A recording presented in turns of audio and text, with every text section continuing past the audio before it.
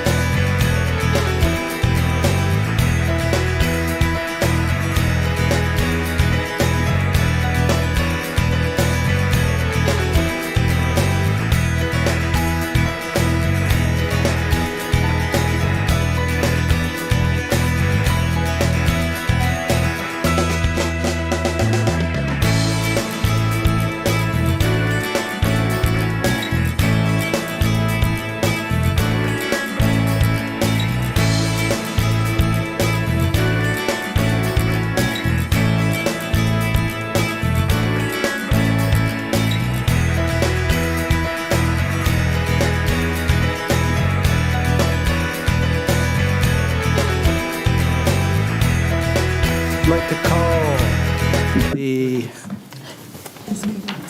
Exeter Conservation Commission meeting of March 11th to order at 7 p.m. Start with introducing the members that are here, and we'll start with Nick. Good evening, Nick Campion. Trevor Matera. Andrew Koff. Dave Short. Connor Madison. Keith Whitehouse. Valerie Fanger. Kyle Welch. Michelle Crapo. Bill Campbell. Sean Perez. Kristen Murphy, Conservation and Sustainability Planning. And Don Clement will be attending via Zoom. Hi there.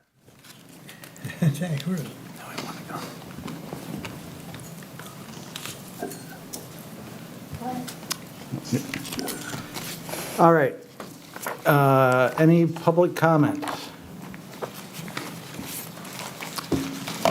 And if there is none, Allie Whitesell is here about creating a pollinator garden at the Morissette property.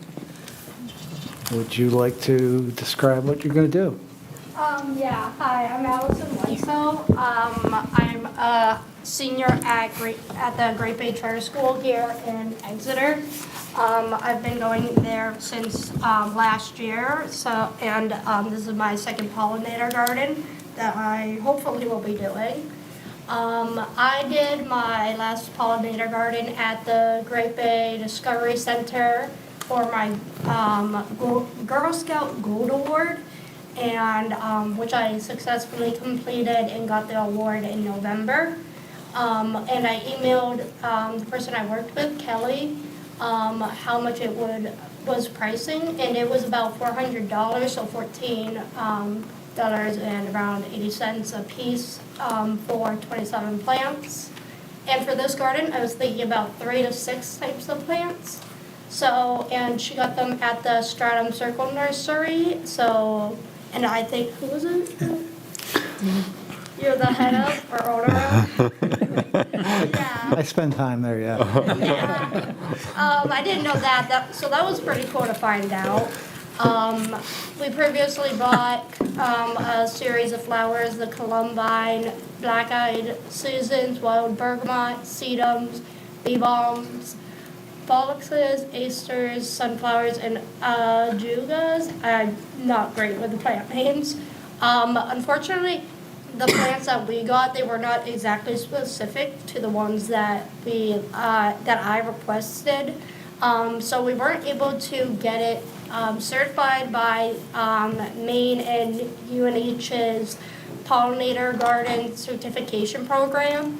Hopefully we can do it with this one. If not, that's fine. But yeah, that was a big goal. If I can interrupt you, when you're getting ready to proceed with this, come in and talk to the woman who handles the perennials for us, Erin Martin, and she might be able to source exactly what you're looking for, so that you can get your certification. All right, yeah.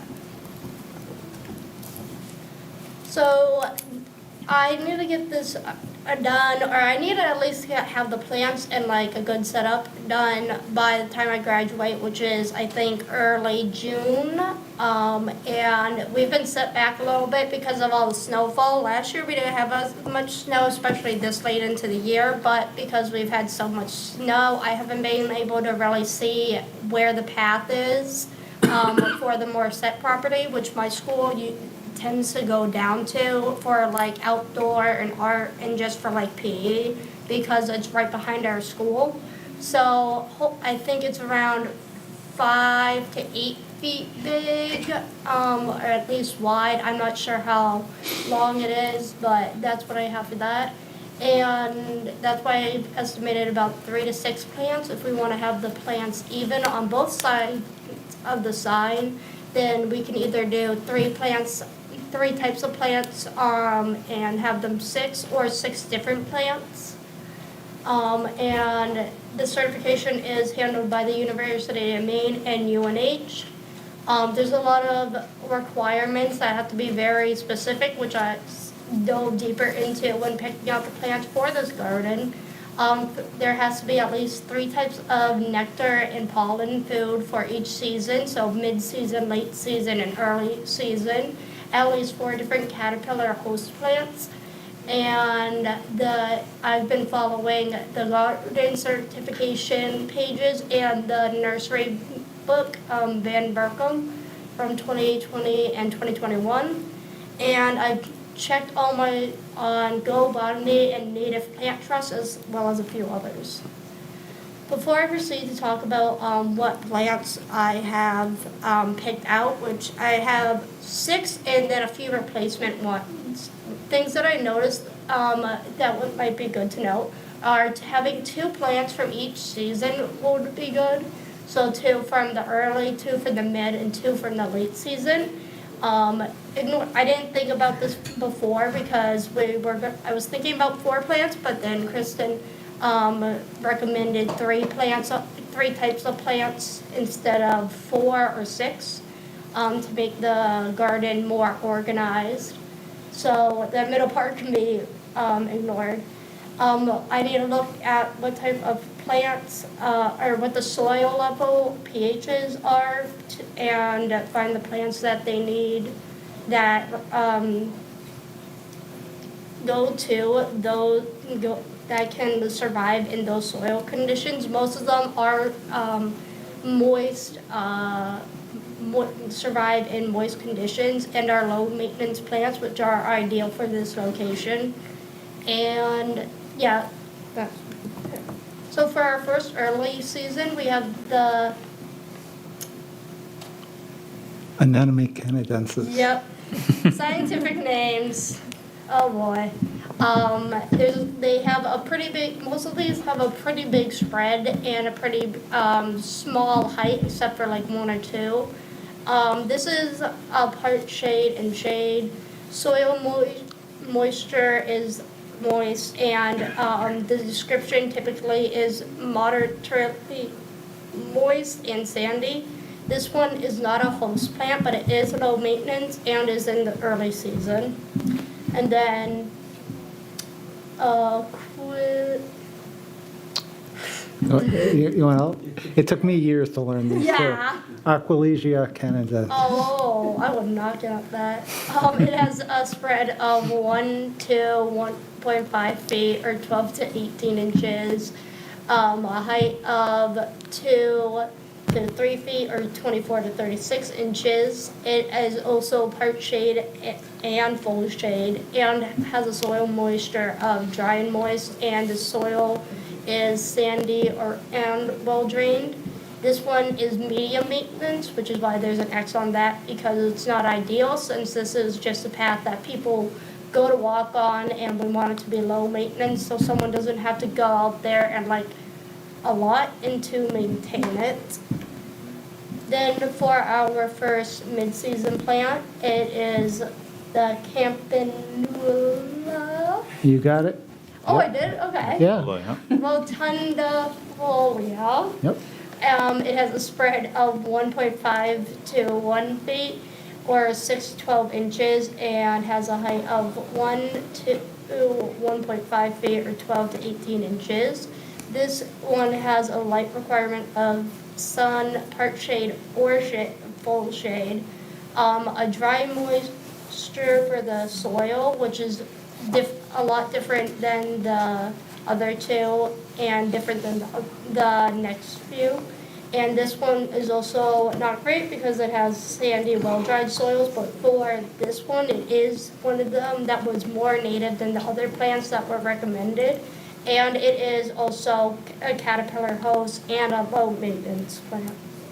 Then we have the Monarda fistulosa with a spread of 2 to 3 feet or 12 to 36 inches, and then a height of 2 to 4 feet or 24 to 48 inches.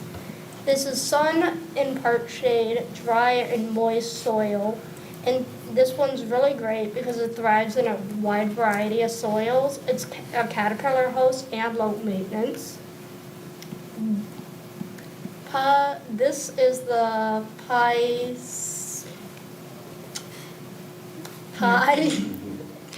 Yeah. Kyanthium? That one. Yeah. Yeah, that one. That's actually a It's a very pretty challenge. plant. I just, Pycnanthemum, yeah, I just Pen- called it penifolium. Piken because I was like, yeah. it has a spread of 2 to 3 feet or 12 to 36 inches, and it has the same height. This is a sun and part shade with moist and dry soils, and this one also thrives in various soil types. This one is not a caterpillar host plant, but it is low maintenance, and it shares a lot of the other plants' soil description. We have and for our late season, we have the red buckia laciniata with a spread of 1.5 to 3 feet or 18 to 36 inches and a height of 2 to 9 feet or 24 to 108 inches, and it's a sun, part shade, and shade plant with moist soil and slightly acidic soil. It is medium maintenance, but it is a caterpillar host, which is a big thing. And then these, if we did 3 types of plants, these were the best ones that would work together, but the early season was the most difficult to try and find, and due to the time constraints, I couldn't fully look into it before this presentation.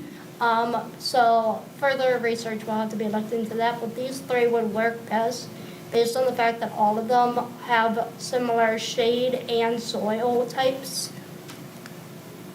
And then these are I didn't have a full slide on these, but these are 2 plants that could be replaced if need be. The iris versicolor has moist soil, sun, and part shade. It's a caterpillar host plant and it's low maintenance. And the red buckia laciniata to the cordiifolium is a moist plant. It requires moist soil and is a sun plant. It's a caterpillar host and low maintenance. And then these are 2 2 setups, plans that I have. You might not be able to read the first one very well, and the other one is images of the plants because plants are best put in 3s. I did not have time to put just like the 3 plants up, same plants on both sides, but these were what I could put together with the time I had. And I think that is it. Yeah, it is. So Ally and I met out she had some criteria when she approached the town. She contacted several departments to try to find a spot. And it was that it's visible to the public. She has some interpretive signage that she would propose. Town property, and I can't remember, I feel like there was a third one, but that's okay. And so to me, I felt like given her time at Great Bay Charter School, the proximity to Morissette, the frequency that property gets used, and right now, if you can visualize the kiosk when you cross the footbridge, it's really brambly in front of there, and I have like I swing like this weed whack thing to cut it back, but this could be a way to sort of keep some of those plants at bay. And so what she was saying about the size, knowing how much space is available in front of the kiosk is kind of key to figure out before we get too far ahead. We had talked about laying down I have large cardboard pieces that we could lay down and add soil on top. And plant the plants to sort of give them a head start over and above the plants that are growing there now. Yeah. And so the goal today is, there might be some species shifting depending on what's available, but the goal today is to see if the Conservation Commission is interested in supporting the funding for the plants. The labor would be done by her, though I'm sure you would welcome volunteers. Supposed to be done this spring. Yeah. What happens after you graduate? I graduate early June, but I'm sure we've had a very chaotic year. There's been a bunch of problems, or not problems, a bunch of things have happened within the school that have set back a lot of people. We had a classmate pass away in November, so that set us back. So I'm sure they'd be willing to give more time and be more lenient with this year with everything going on. So June is when we have to present, but this probably doesn't have to be done by June. I guess my point was, who maintains it after you leave? That's why most of the plants are low maintenance, and they're wanting to start a gardening club at Great Bay Charter School. That'd be great. But it's hard to get rid of the brambles and whatnot and have them stay away. I mean, I guess I would say to that, you know, the goal, I think the cardboard will do a fair amount to keep some of that at bay. We're already having to maintain it. Maybe we'll have to maintain it a little bit less Okay. than we do today, because some of the plants hopefully will fill out that space. And what is the funding request again? It depends on what type of flowers. I wasn't sure, I didn't get the chance to look at how much each plant costed, because it probably varies place to place and requires the exact plants, which you can't always find exactly, which is what I struggled with on my last project, was finding the potted plants that were exactly what I was looking for Right. and requested for. So around $350, based on the fact that the last garden was $400, but we're doing less plants. Because we had 9 types of plants last year, and this is only 6, so a little bit less, depending on the plants. Well, we could, just speaking personally, we could donate $100 towards your project to bring that funding request down to, say, what, $250? Because I wouldn't be surprised if you needed to source a few places. Like Van Berkham's is very good. They've got a good native plant program. So, you know, if that would help, Yeah. I'd be very happy to donate that for you. Yeah, that would be great. That's awesome. Thanks, Dave. Anybody else? That's a reverse birthday. I'd be glad to cut back that area for you, move it That back would away be from the great, kiosk, We yeah. have tools at home, but. I've got the tools. Yeah. Yeah, I'll take care of that. He knows the guy. You help me plant? All right, that sounds Yeah. great. All right. I just want to compliment you. It's a really well put together presentation. Yeah, Thank really you. nice. Thank you for Nice coming job. Good in job. front of us Thank today. you so much for listening Yeah. and hearing me out on it. I've done a lot of presentations. This is my first seemingly official one, besides the one I presented to my Girl Scout Council. So I was a little nervous on this. You did great. All right. Anybody want to make a motion? I'd motion that we authorize the expenditure of up to, what did we say, $250 from the Conservation Land Administration budget line item for the purchase of plants and supplies for the pollinator garden at the Morissette property. Second. Keith seconded it. Any further discussion? Do we think the 250 is enough? We had 370 on that. I think I have 270. Yeah, it was 270. 270? there was a We'll estimate I of didn't read very 350 well. and Dave was, we'll get her there. Yeah. Yeah, we will. All right. All right. All those in favor? Aye. Opposed? I think it's good. Passed unanimously. Thank you very much. Yeah, thanks for coming. Thank you so much. And let Kristen know what you need, and she can then relay it to various people that can help you out with All right, thank you so much. parts of your project. Have a nice time. Thank you. All right. Next, we have The standard dredge and fill application from the town of Exeter for water drainage and roadway improvements in the West Side Drive neighborhood. Tax map 74 and 81, various lots. And Dan Rochette is here from Underwood Engineering. Could we have a brief presentation, and then I'd like to open it up to the board to ask you questions. Yep, that sounds good. Yeah, I'm Dan Rochette with Underwood Engineers, project manager on the West Side Drive project. I have Tyler Stanley with me here today, project engineer helping me out. I just put together a brief handful of slides just to kind of show what we're doing out there and the kind of the basis for the impacts that we requested, and then we'll leave it open to discussions. I don't know how many of you are really familiar with the neighborhood, but essentially, it's got one entrance coming off of Route 111, and then it's got the loops all the way around here.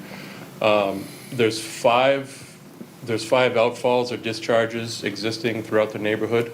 There's two up on, I guess, the northeastern side of the neighborhood, and then three on the southwestern side that go to, those three go to the river, and the two up top go to the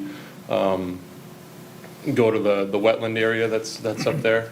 And then there's also an existing inlet on this side that kind of picks up this little drainage course and brings water down through the existing drainage system and out to the river.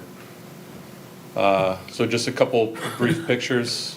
These are the outlets over on the northerly side that go to the wetlands. The numbering is a little random based on how they were numbered when we did our preliminary engineering report. But this outfall here, outfall number 4, you can see is a concrete pipe. Outlets behind these houses here. Outlet number 3 is a corrugated metal pipe. And essentially, when we looked at these during the preliminary engineering, we found these outfalls would be difficult to maintain and still try to, because they were essentially higher in elevation, they'd be difficult to maintain the locations and be able to extend drainage through the neighborhood because everything is so flat over there. And these are the outlets on the lower end of the neighborhood out to the river. You'll notice outfall 5 and outfall 1 are essentially elevated. They're elevated inverts or discharges. I don't know, sometimes I call them cannons. So the water just comes out of the pipe and shoots into the river. The outlet number 1 here is an existing concrete pipe, but I think there's sections that have been broken off, and you can see that it's been eroded underneath just due to the essentially structural failure, or the failure at the joint of the pipe. And then outfall number 2 over here in the corner is a small pipe. I believe it's only a 6-inch pipe that outlets in between the two houses over there, and then it's got a small little kind of channel that's either it was created or it's kind of eroded itself over time. You can see there's a little erosion in there as well. Looks like maybe some scouring. So after our preliminary engineering, we decided to eliminate outfall 3 and 4 up on top of the neighborhood here and route all the drainage down to out down to this side here, and then obviously the inlet up here would remain obviously to carry that drainage course that comes in. So just briefly going through what our plans looked like. This is outfall number 5 here. I did try to show the plans I used didn't depict the wetlands, the jurisdictional wetlands boundaries, so I did try to depict those with these green lines as we move through.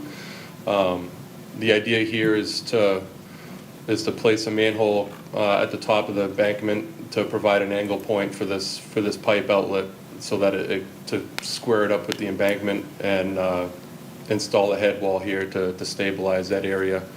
The invert of the pipe would be lowered down close to the bottom of the bank of the river, so that flow, the flow wouldn't be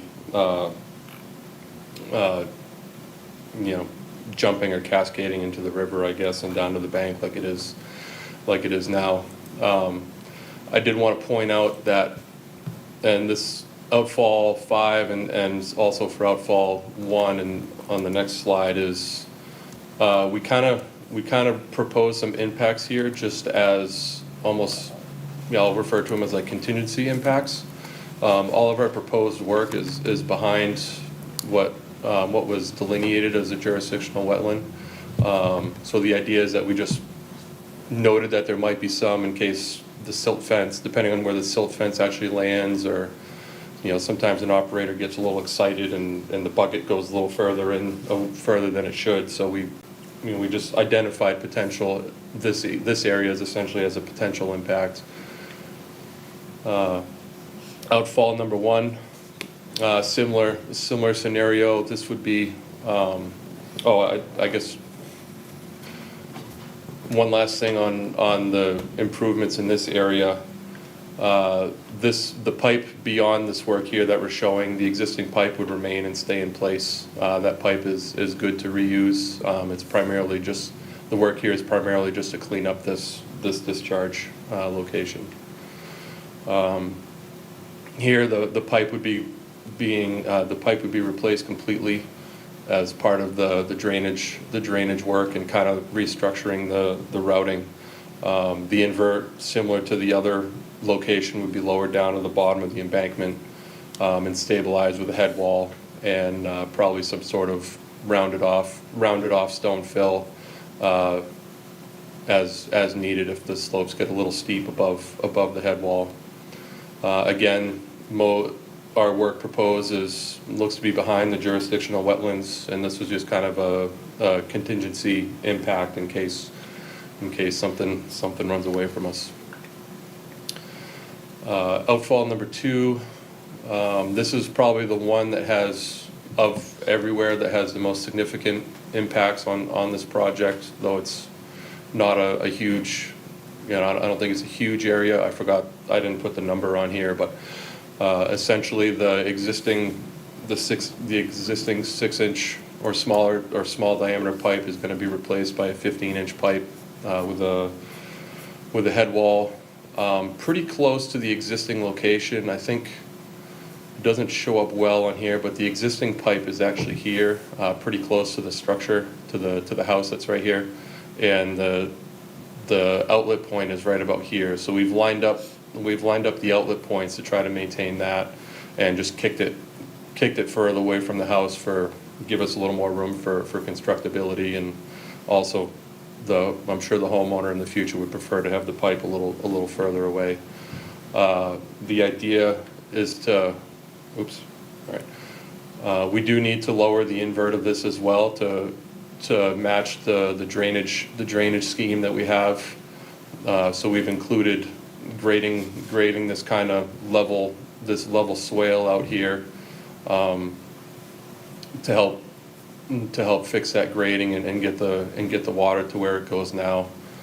You see this is the 28 contour here, and we're proposing a 28 grade there, so that's where the grade would match.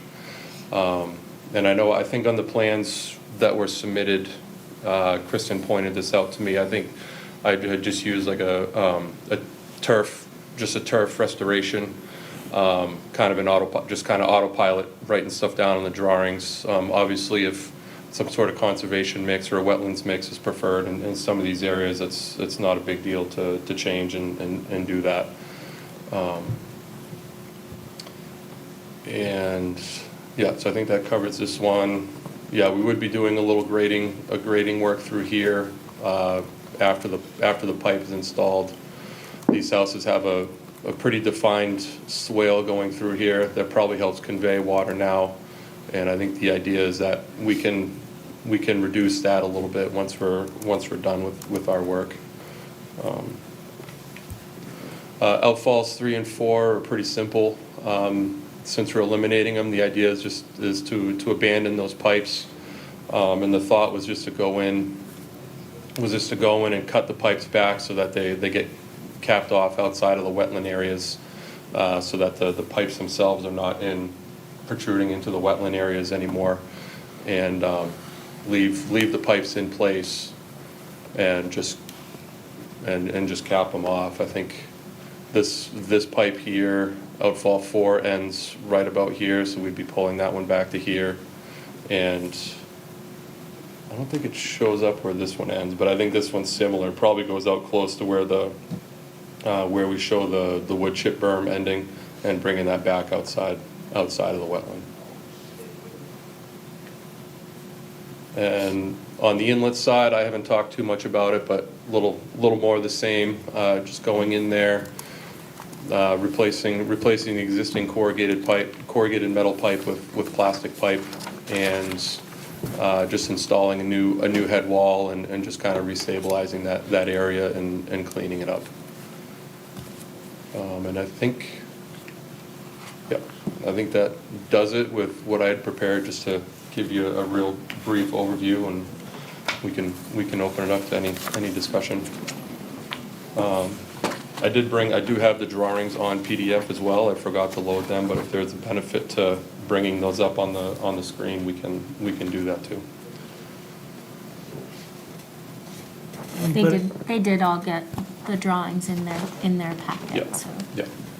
Anybody have any questions or comments?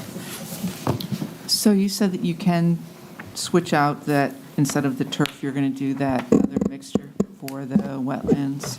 Yeah, we can swap that out. Like I said, Okay. when I was putting that together, my brain was just in autopilot mode, and Okay. just, planting grass, and that's fine. But the one thing we would probably look to consider is if some of those existing areas in the backyards have existing grass or lawn, then probably trying to restore the lawn as to the existing limits, and then putting the conservation mix or a wetlands mix. I'm not sure if there's a specific one you guys like, but we could do that.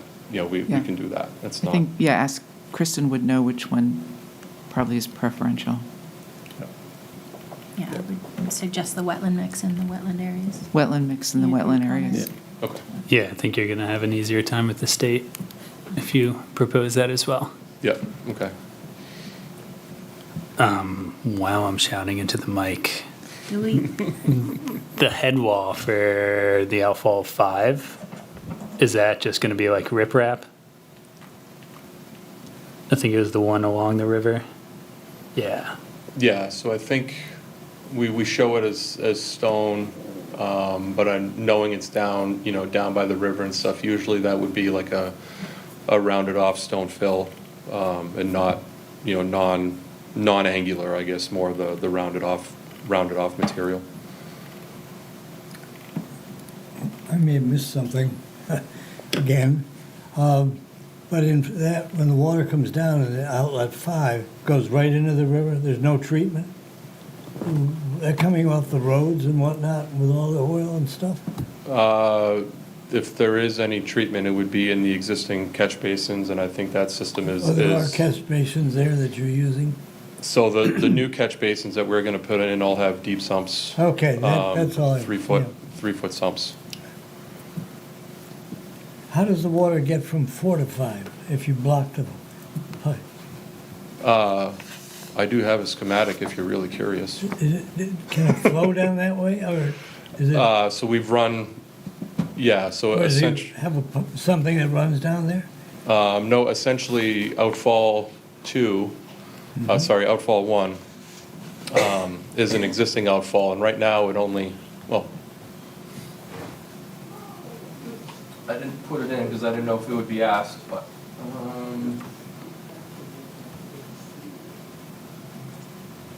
that's not that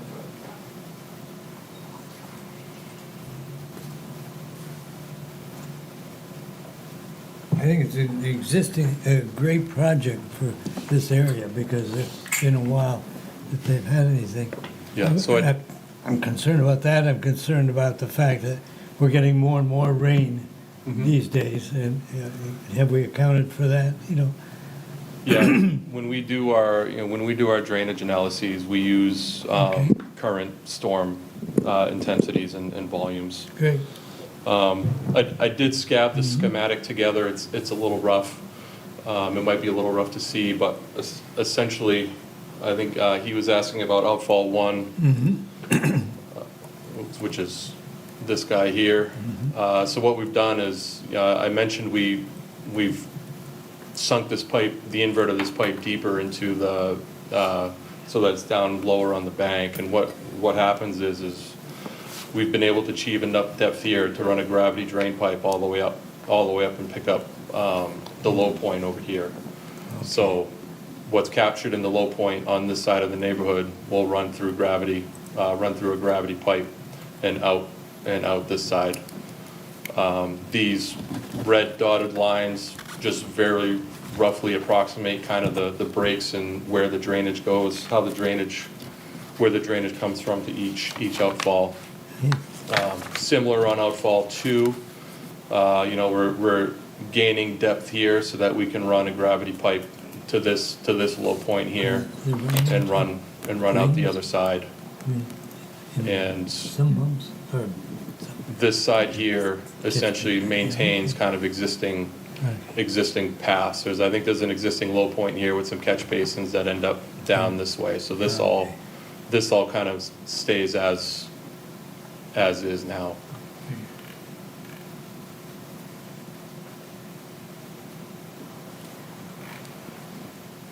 So the other component to this is the reduction of the impervious cover. I don't think that you mentioned that.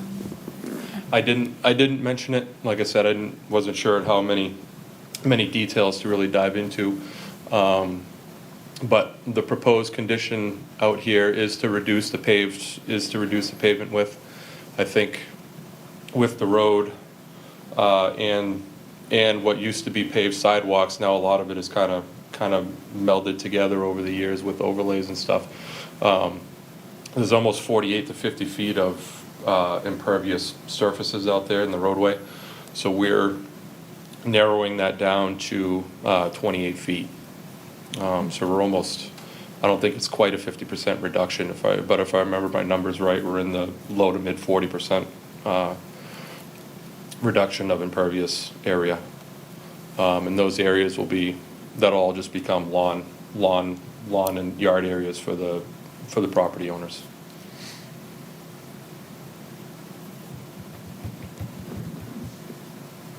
Has this project been mentioned to the neighborhood?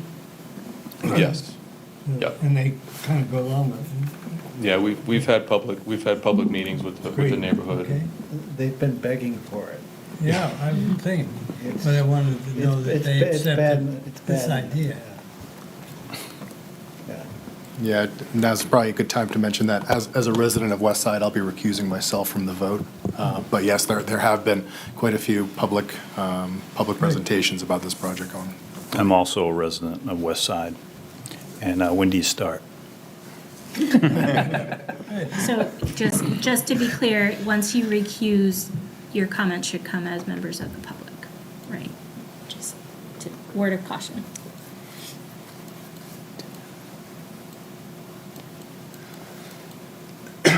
So there's no requirement to or additional treatment of stormwater?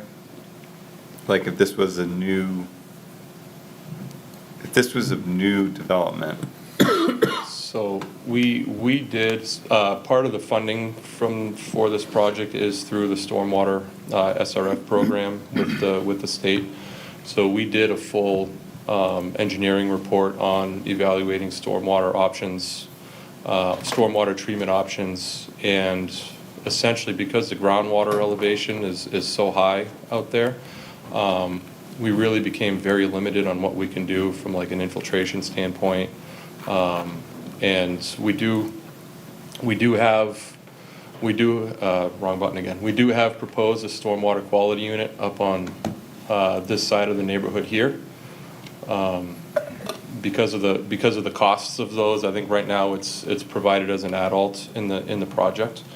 But essentially we're providing deep sump catch basins, and I forget if we have hoods or not included, but it would be that type of pre-treatment, I guess, that we're putting in. Yeah, we did a whole, I think we provided it or issued it to the state last July or August. We did a full report and evaluation on that stuff. It makes sense. And there's no like town-owned, the land is all private, so you don't have like a big area where you can put in a gravel wetland or something like that. Correct. And even the gravel wetlands, we need, to really get the full benefit of the treatment on those. I believe the state likes 2 feet of freeboard between the bottom of your gravel wetland and seasonal high groundwater. And I think some of the groundwater in those areas were, 4 feet below pavement or less, depending on the season. So it's the groundwater was really high to be able to do any of that stuff. Okay. Yeah. My other comment, I don't know if we fully vetted Connor's comment about the material of that outfall 1 in terms of, was there more about, do we have ideas about how to make, because that does seem like you're on the outside. Does the river really bend like that there? I mean, you're on the outside of a river bend. Is there going to be sort of flood flows that you looked at? You're talking from like a scouring? Yeah. Like just bank. River bank migration over time, or? I don't know. I don't have a good image of that, what that actual spot looks like, but. Yeah, I think from the picture, I'll say from the picture, if I remember right, I think it's fairly straight. I'll call it fairly straight. But we did not, that's one thing we have not really looked at, kind of impacts of bank scouring being on the outside of the corner. The goal is to really limit the impact area to just what we need here, to essentially just put in the head wall, and everything else around it would remain undisturbed. So, I guess I wouldn't think it would change the conditions too much compared to what's there now, because everything else, it'll be like maybe a 15-foot wide or less section of bank that'll be impacted, and then everything else around it will still be, tree stumps, roots, bushes, whatever's kind of there now. But we haven't necessarily looked at it. And would you say with the reduction of impervious cover, there would be less flow going there than there is today, right? So what happens is, even with the reduction of cover, with the reduction of impervious areas, that does reduce the flows from a calculation standpoint. But because we've consolidated the outfalls and sending flow from the other side of the neighborhood to here, we can't necessarily say we've reduced the flow to a single outfall. We've reduced the flow neighborhood wide going to the river, but when you use individual outfalls, we can't really say that we've reduced. I mean, the neighborhood has historically poor drainage, so this will, I think the goal is actually more drainage, right? Yes. In some regards, that may, it may be higher flow, because. The water that doesn't perk is going to flow better. Because Yeah. right now you've got water that's not perking, that is slowly flowing out. The goal is to get the water out of there faster, but there'll be less water.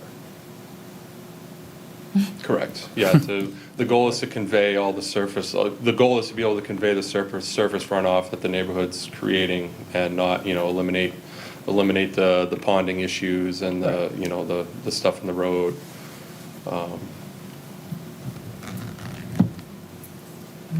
Okay, and it seems like the existing culverts now aren't really able to be maintained, but these will be maintained by DPW, like moving forward. There's, typically with the stormwater structures, we talk about there's some sort of O&M plan that, if it was a new subdivision, that then the owners would be required for. Is that the same with the town?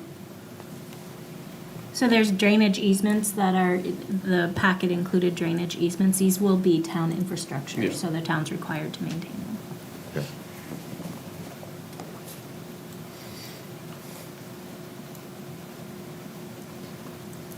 Connor, I don't know if you have any more on this.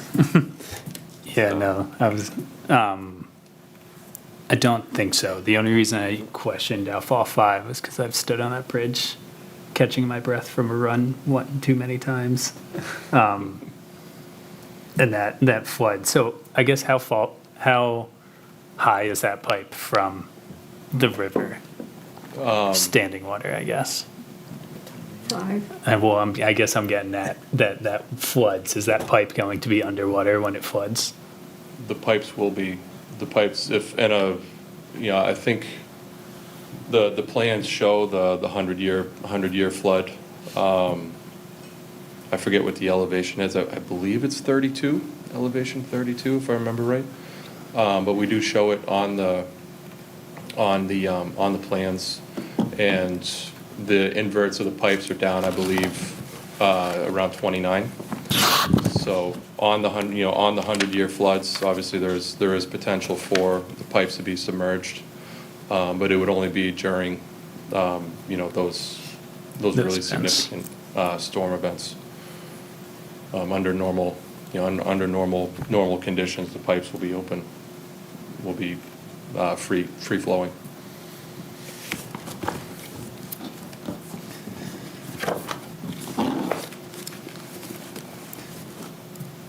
Yeah, I think I just had one more, and it was just a curiosity question. I really like the use of wood chip berms, but where are you deciding to do wood chip versus silt fence? My thought was to do the wood chip behind around the work for outfalls 3 and 4, just because that's a wetland back there. My thought was that it was kind of, you put the wood chips back there and probably pick up what you can when you're done, and the rest might be able to just raked out and dispersed, as opposed to the stuff along the riverbank. I was thinking silt fence there. Easier to pick up when it's, when we're done, and in theory, if the flows pick up a little bit, the silt fence has more of a chance of staying in place.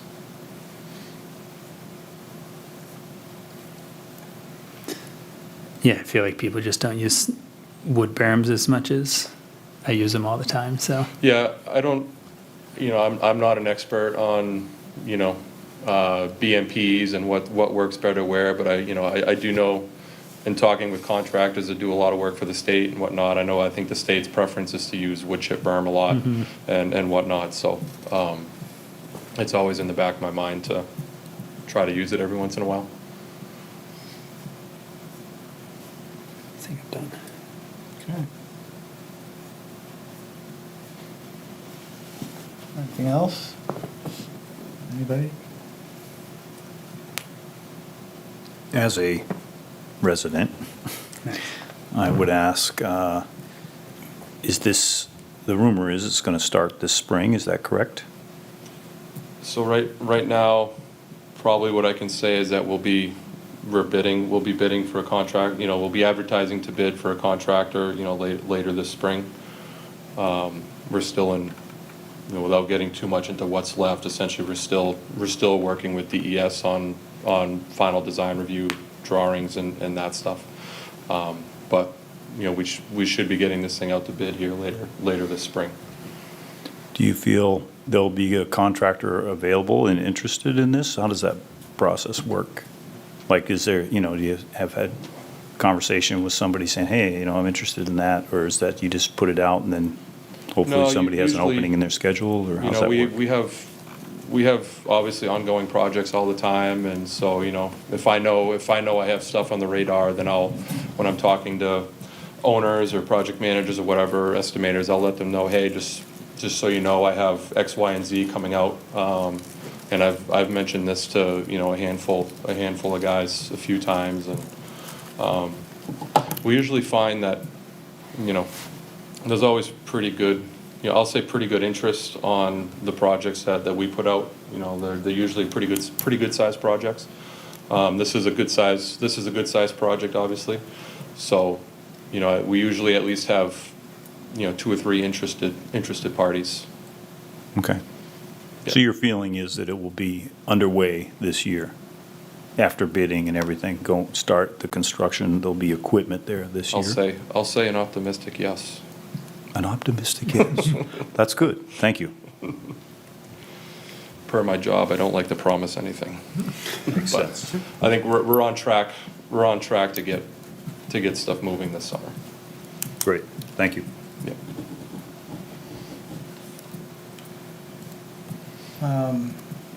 Kristen, you could answer this for me, maybe. Since we still have a quorum with them recusing themselves, do we need to replace that? I think yeah, sure. With Yeah. what? So replace them? I would find 2 alternates to sit in, so you have a full vote of 7. Okay, well then, I say Michelle and Kyle want to. Okay. You want to be voting members for this? Okay. All right.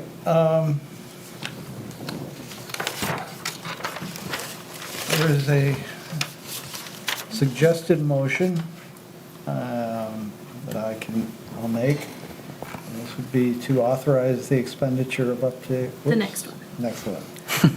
Send a memo to the state DES indicating that we have reviewed this application and have no objection to the application as proposed. Second?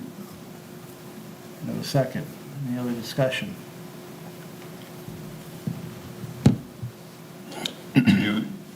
Do we want to amend, do we need to amend it with anything, or the conservation, or the wetland mix that'll get resolved? I don't think we need to. That's going to happen. Yeah, okay. All right, I don't think we need to amend it. All right. All those in favor? Aye. Aye. Opposed? Passed unanimously. Thank you. Thank you, Kyle and Michelle. Thank you very much for your time. Have a good evening. Thank you, Dan. Thank you.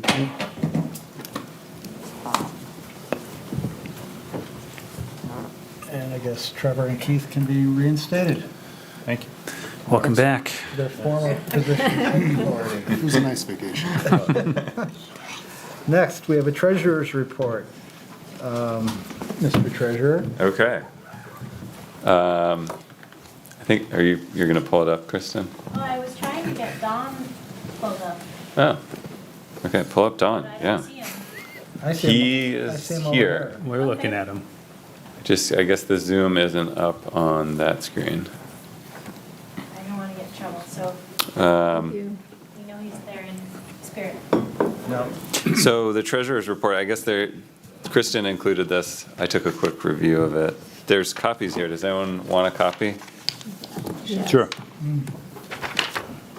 There's only 2, so don't get too greedy. It's basically the same. Really sold as it. what was in your It's what's in your packet. 120? 140. Okay, I'm almost there. 2.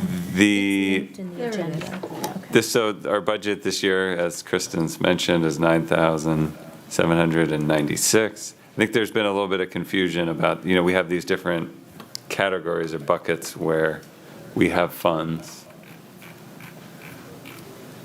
And this lays out what they are.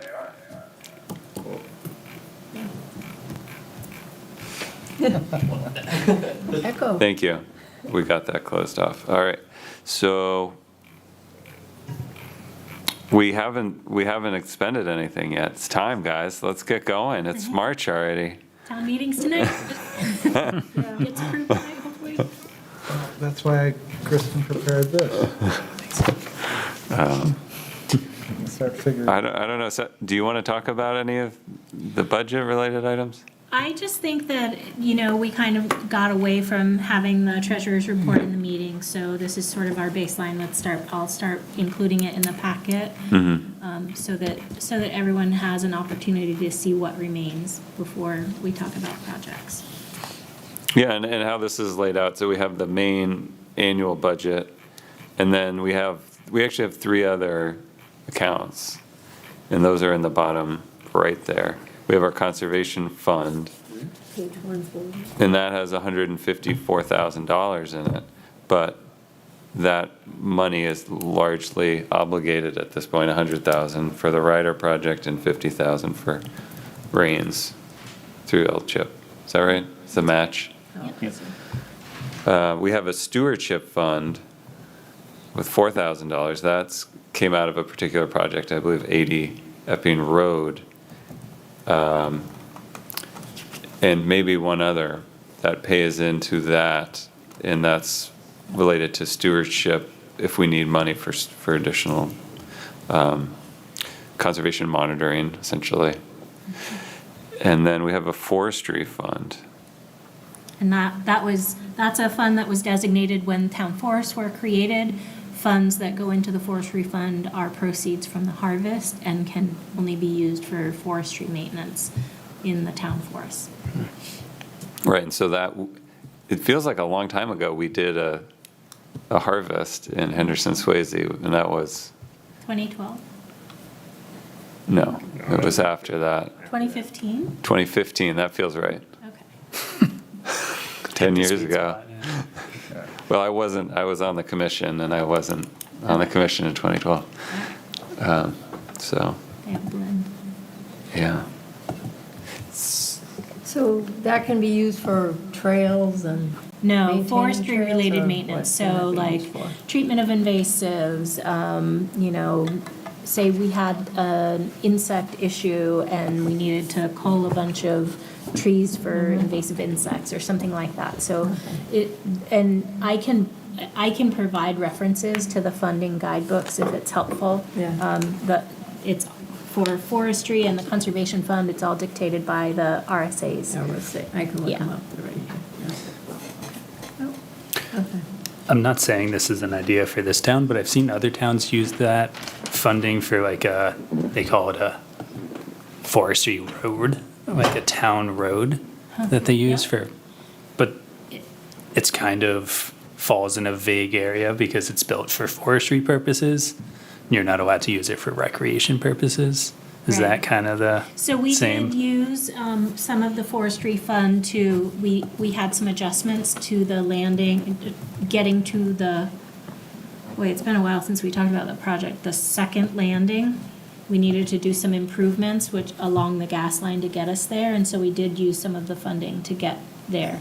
But the purpose for getting there was to do the timber harvest. For the harvest itself. Yep.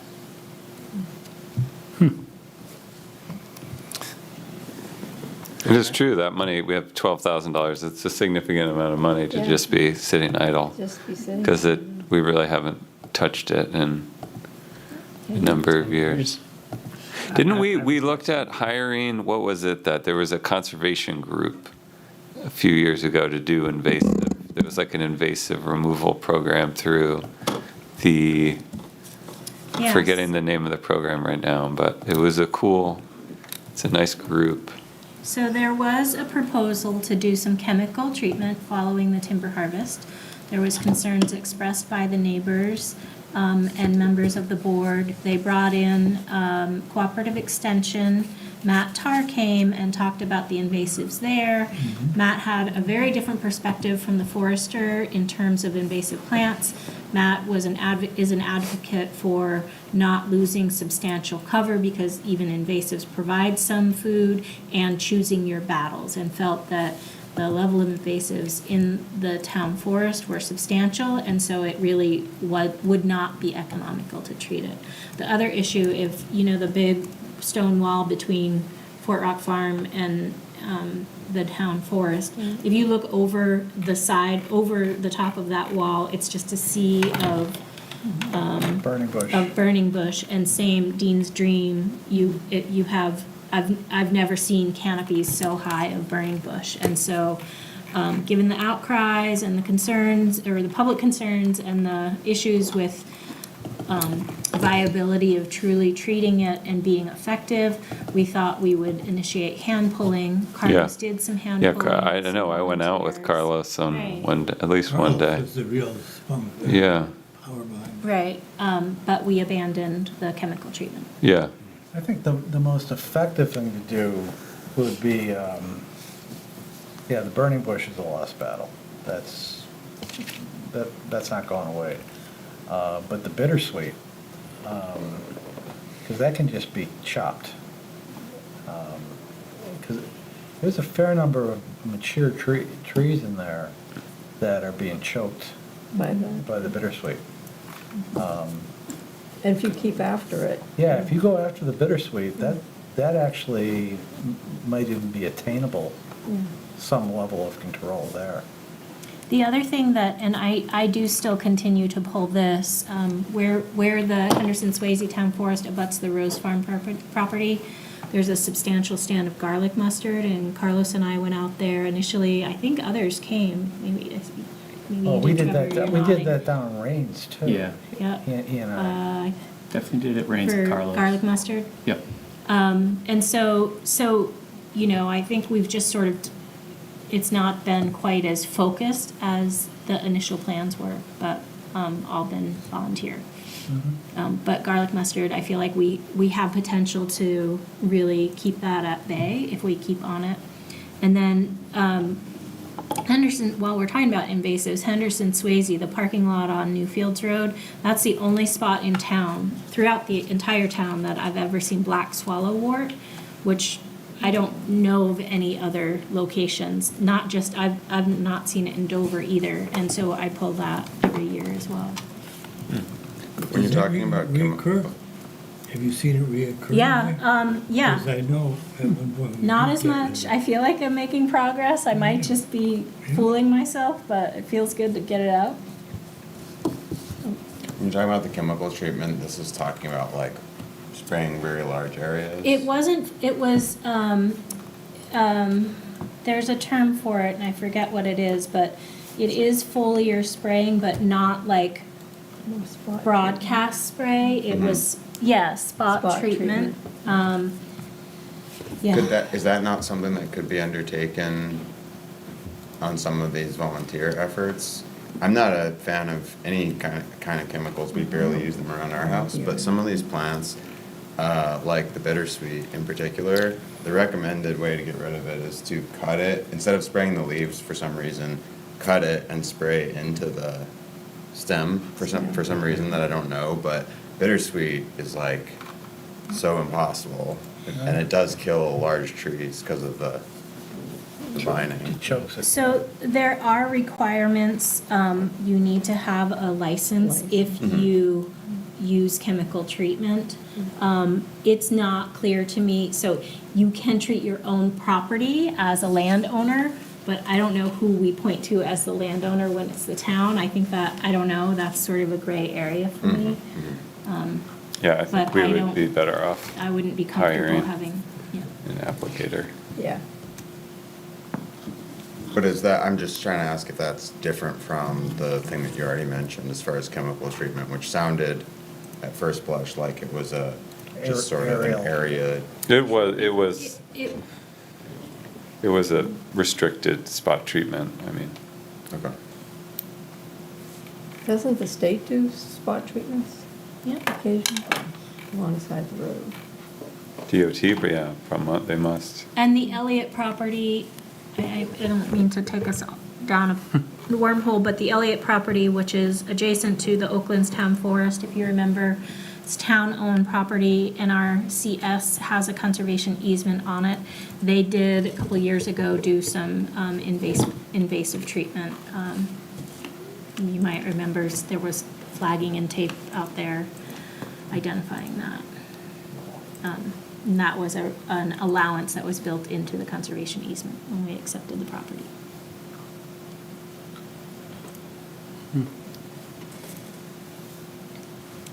But anyway, the whole point of putting it in there is just to have the budget in front of you so that it's not this nebulous, everyone is aware.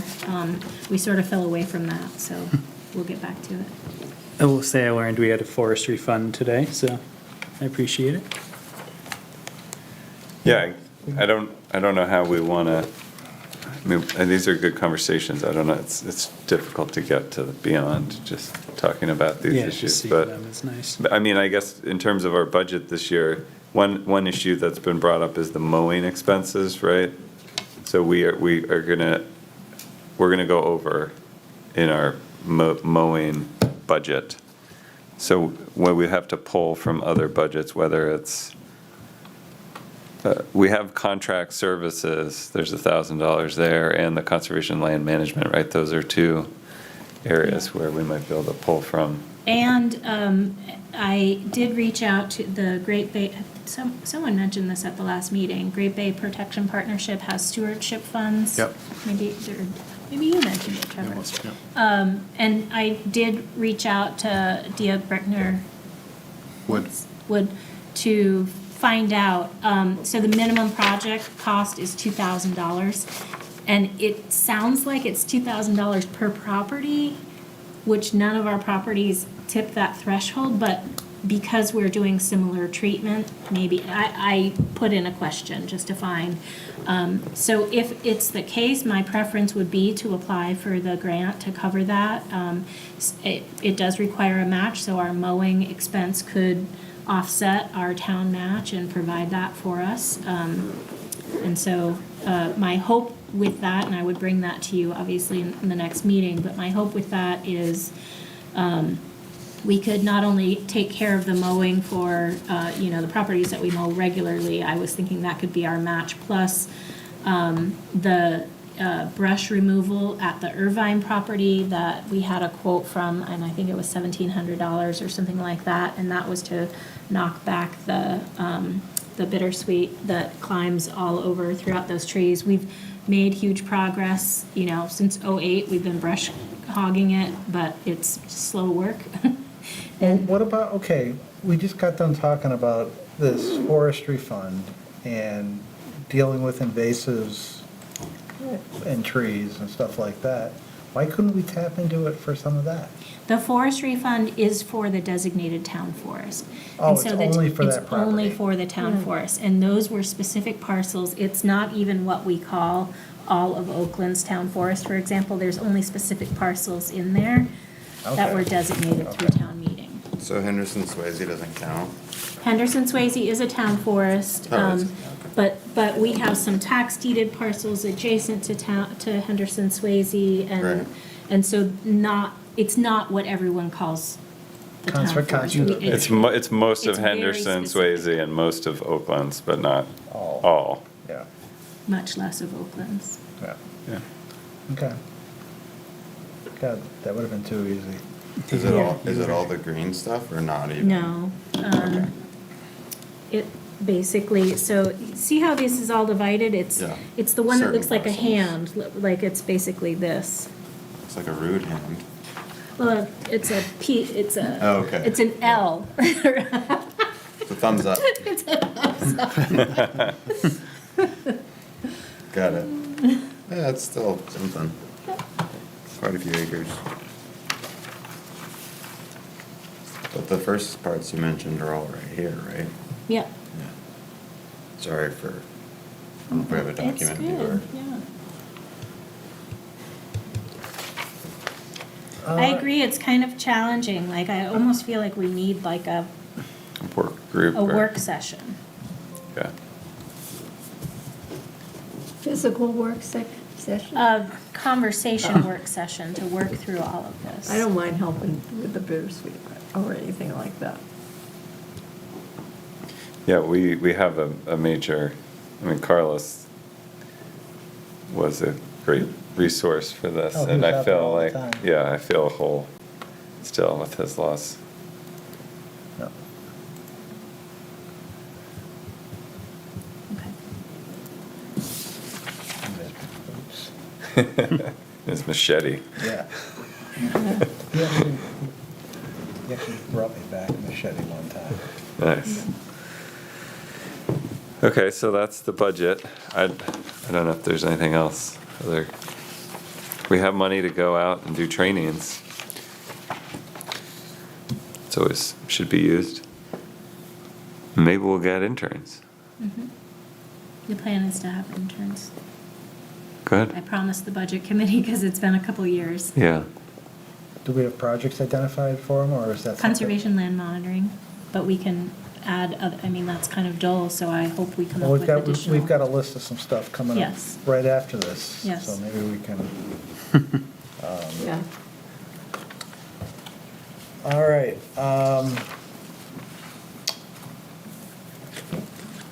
Since we had a light agenda, thought it might be a good time to do some housekeeping and talk about some of these, a lot of ideas being thrown around about different things to do, different requests from people. We've got to discuss mowing, which kind of touched upon it a little bit, but we've got to figure that out.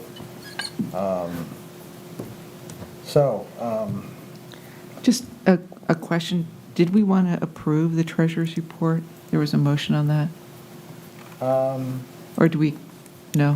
Sure, I think it makes sense. Yeah. If we want to really follow good practice, we should. Okay. I move we approve the treasurer's report as presented.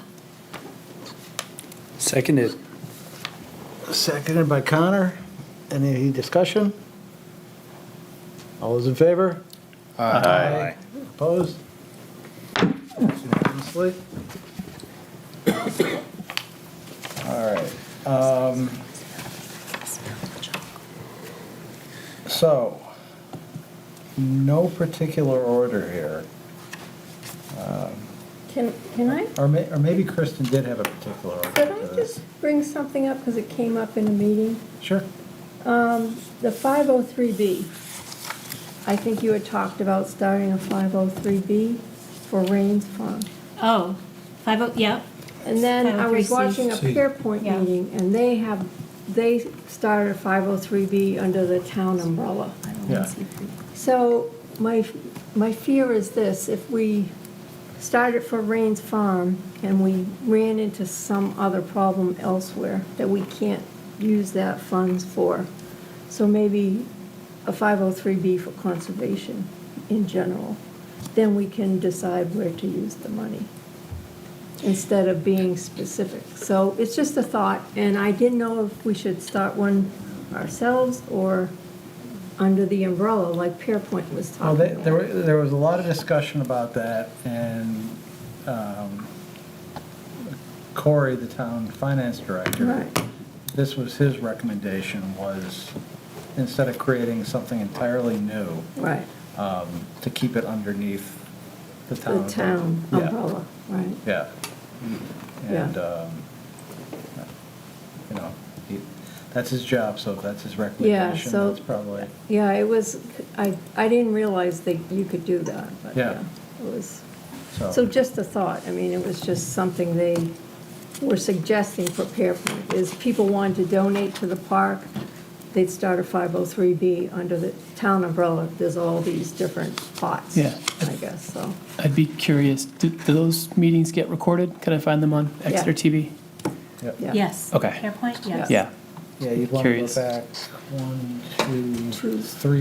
Two. three meetings ago, I Yeah. think. So just for clarification, the town did just recently adopt a donation policy that came out of part of that discussion. It was That discussed at a discussion, select board meeting.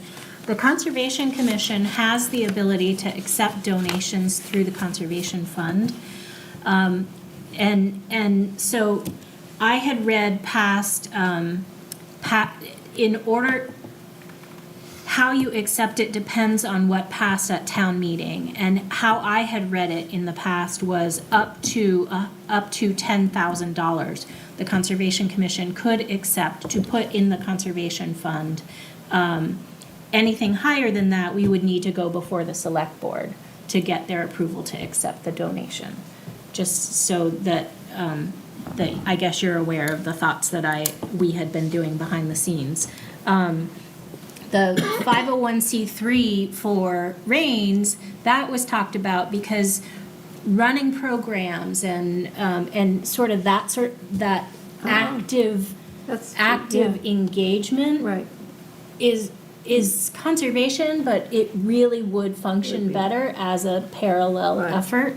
And so that's what the stewardship committee envisioned. Yeah, back- that makes back sense. then. If you have But- ongoing programs. right. But that's a tax process. I know nothing about it. That's something that was brought up by the stewardship committee, and, I think if individuals explore that, we should like consult a tax attorney, and figure out what the reporting requirements are and what all gets involved with that. It's not impossible, but it does have some additional requirements. Could we put it on Corey? No, because so a 501(c) is establishing a nonprofit that's outside of the town. That's outside of the Yeah, town. and Corey's the town's finance director. It shouldn't be his It's not his responsibility. responsibility. We would want the creation of that and how it works with the stewardship committee or the conservation commission really clearly defined and spelled out so that it's clear what can and can't happen. But I think that's a big, a big project to explore. That's a big project because there's also, if you're outside of the town, liability issues potentially. Yeah. Okay.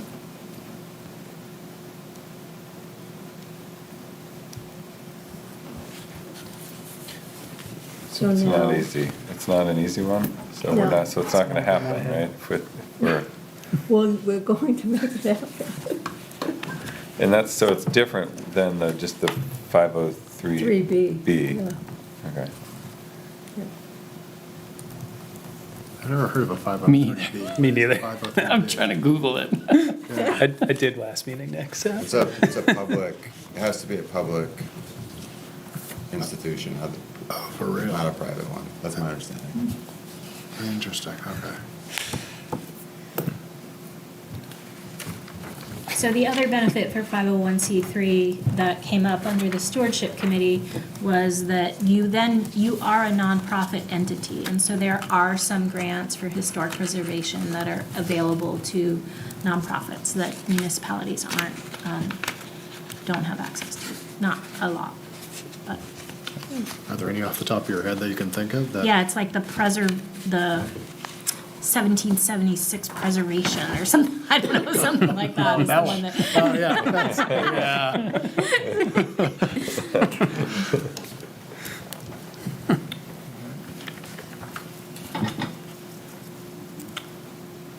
yeah. All set? Yes. Okay.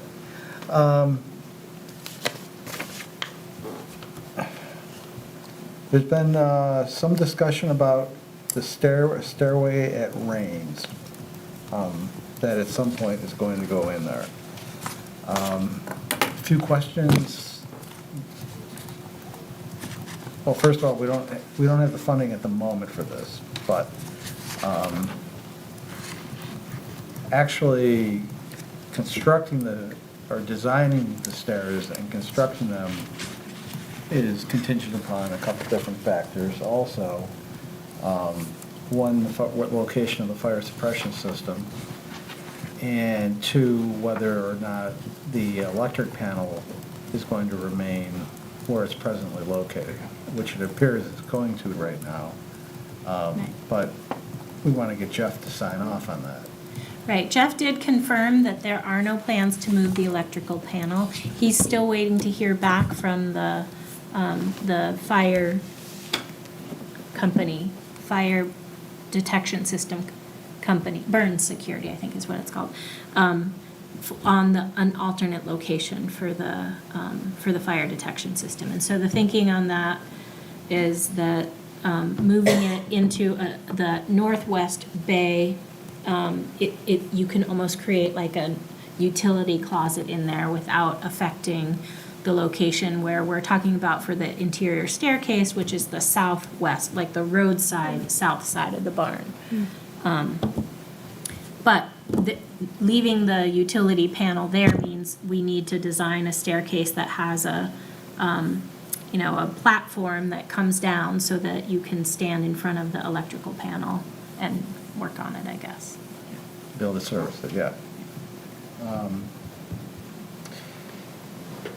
So I guess we gotta get the fire suppression system question answered. Once that's done, then I guess getting a design for the stairway, and we're hoping to have Stephen maybe provide some help with that. I spoke to him today about that, and he has a guy that does it. He said that, it's going to depend, again, on the fire monitoring system, exactly how that shapes up and where that goes or doesn't go, or whether the panel is moved or not moved. So that, all that is kind of contingent on that. Now, since we've got several projects that are going to happen, or we've talked about doing at Rains, should the stewardship committee be maybe taking the reins on some of these? I know you have to some degree already, but, and you're also still short one member, right? And you've got a person, Keith, would you be interested in filling that position? I would.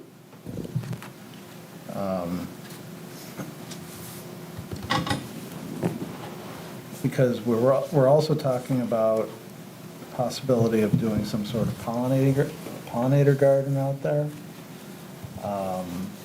Possibly a community garden, but then there's the complication of the ideal spot for the community garden would be where, I believe, Kristen, you said that the part of the original L-chip grant had ADA parking going into that spot? Yes. On the south side of the barn? Yes. So all those things kind of have to get sorted out before anything can take place, because they all impact each other. So you have to have ADA parking near the community garden? No. Near the well? For the barn, for the L-chip grant for the barn.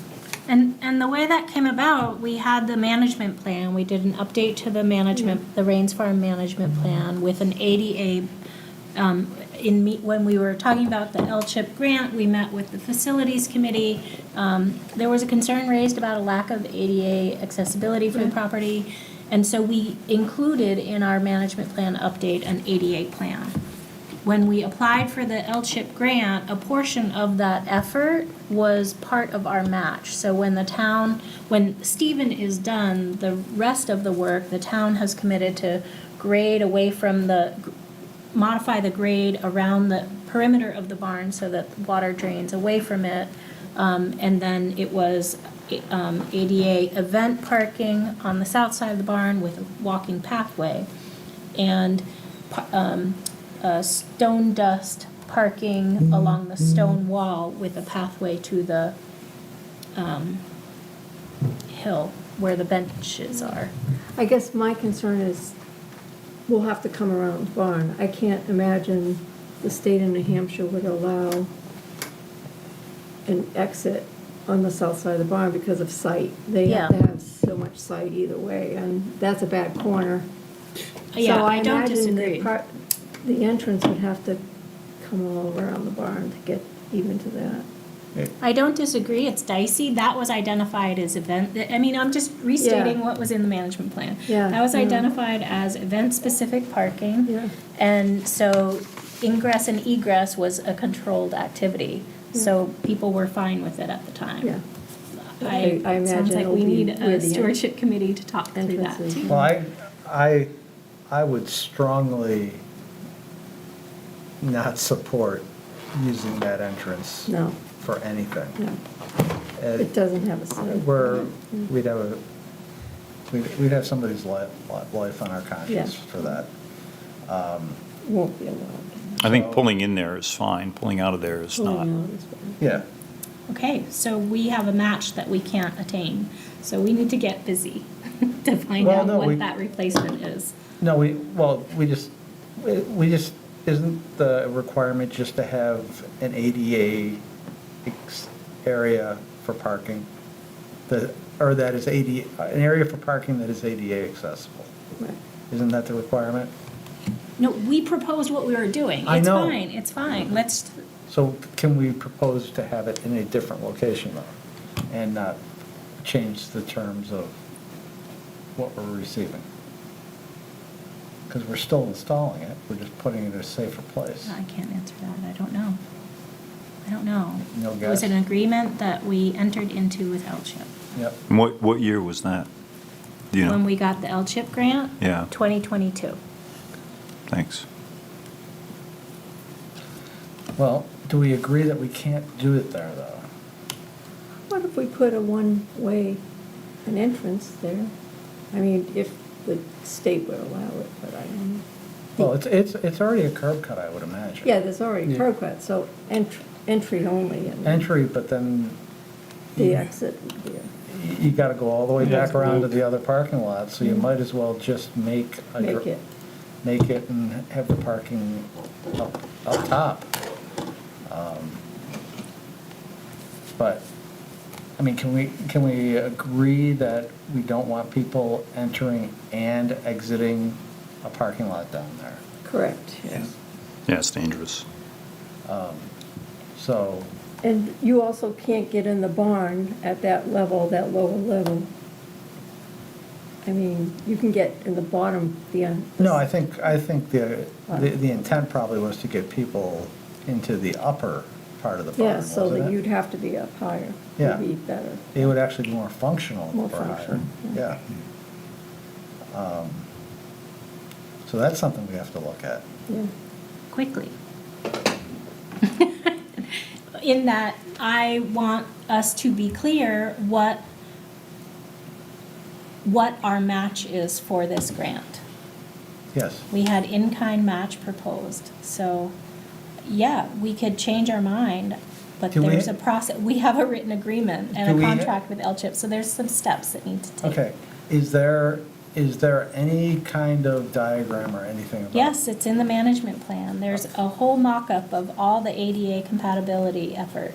Is that we went through. anywhere online that people can take a look at? Yeah, I think it's under the, I don't know, I'd have to look. I think it's under the management, I don't know. Okay, I have a copy of that. You sent me that, Kristen, at one point. I'll send that to you, Dave, okay. with the You picture. send, well, Actually, why don't you send, Oh. why don't you get it to Nick? Yeah, why don't He can I send it to, yeah, Nick why don't I send it and to the me. full board to Yeah, I think I avoid did the. send Then you it to can Nick send at it one out to point, that whole, but then you can send it out to the other Yeah, stewards. so- yeah, email it maybe. So I'll chime in the interest of time. I think we could talk about this all night, but we do, Kristen and I have been going back and forth. It looks like we're going to be meeting in a couple weeks, 25th, 26th, I believe, 8:30 in the morning. And I did suggest that we get the land management to the committee beforehand so we can review it to avoid this conversation that we have at every meeting when we talk about, can we do this there? Can we not do this there? What about this? What about that? So I will send that out to the entire subcommittee and I guess this committee too, if that's appropriate. It makes Or- sense for me to send Okay. it just to avoid the, Perfect. And Kristen, just remember, I never received those. Please. it's very hard to memorize all the nuances of technology restrictions. We can get you a hand-delivered copy. So, do you think, so is this a project that can be worked on between now and the next meeting? The review of the land management Yeah. document? Yeah, I would encourage everyone Well, to. and start trying to come up with a solution, because like Kristen said, we're gonna have to come up with one pretty quickly. Yeah, so we'll set an agenda, right, 48 hours in advance, is that Yeah, technically 24 hours, but. 24 hours? So, yeah, we'll, massage the agenda to come with recommendations or You know. suggestions, Yeah. and then we can hash it out. And have a question. Looking at the budget tonight, can we move the money as we want? I mean, like for the interns, let's say we did want to do that stairway, became more important to us. Do we have the ability? You have to file a transfer form, but, You can. yep. So the way the budget is developed, we have specific categories, and I represent what the Conservation Commission has planned to do for the upcoming year. And so for the year of 2025, those are the categories, and that's why if you look in the budget on the right-hand side, there's a description of generally what they're used for. So I hope we don't do major changes, but but yes, you do have the ability to. No, it was just a thought. I mean, we could all adopt trails and do some of that work that, I guess, we had talked about that before, adopting trails individually, but just a thought. Chris, was there already funding allocated to build this parking area, or no? Yeah, it In was a kind. part of the match for LCHIP, and it was in-kind funding that Public Works agreed to do. So Public Works is gonna do the excavation, do the gravel, do the stone dust? Okay. And the time frame for that was after Stephen was completely Right. done, which, Right. okay, yeah. And we have to complete that to get final payment for Stephen.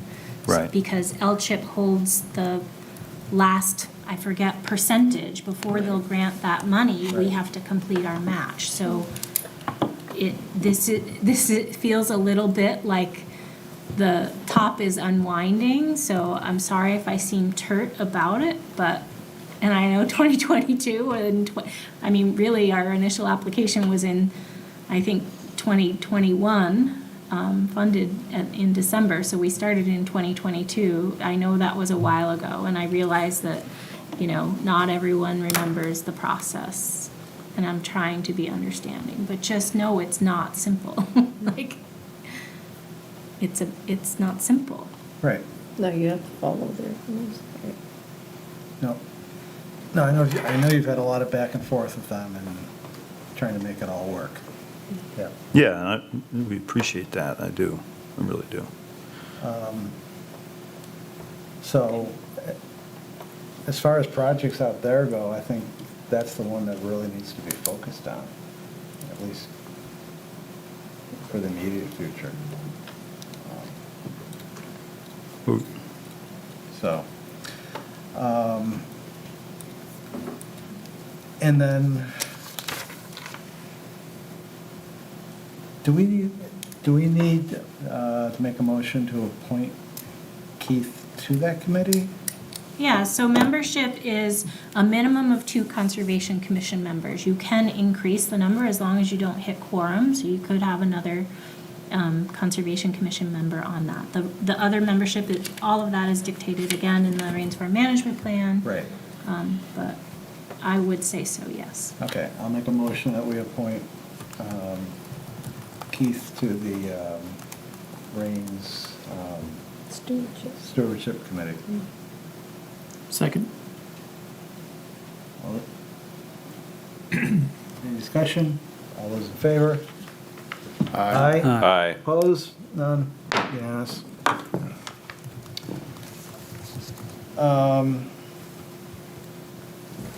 Congrats, Keith. Thank you, you're too kind. Did we want to talk more about mowing? Or are we, because we still are gonna. If, I guess, is the commission, so in order for this to work, the grant application for the Great Bay Partnership is due April 17th. That's shortly after your next meeting. So it would help me knowing if you're on board with the work that we proposed for the excavation and and brush mowing at the Irvine property, because that's really our shortfall. We have some minor shortfall that we could Right. make up for with, unspent funds somewhere else, but that $1,700 is really what pushed me over the edge to make it worthwhile to apply for a grant. So if the commission's on board with doing that, I'm happy to do the legwork to get the application done, and it would help knowing that now, if I can make the dollars I don't work. think anybody would object to that. No, I'm in favor of Got a that. consensus on that? Okay.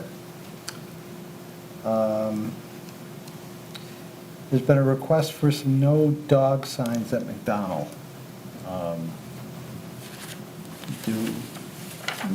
Is that We had, two plural, three plural?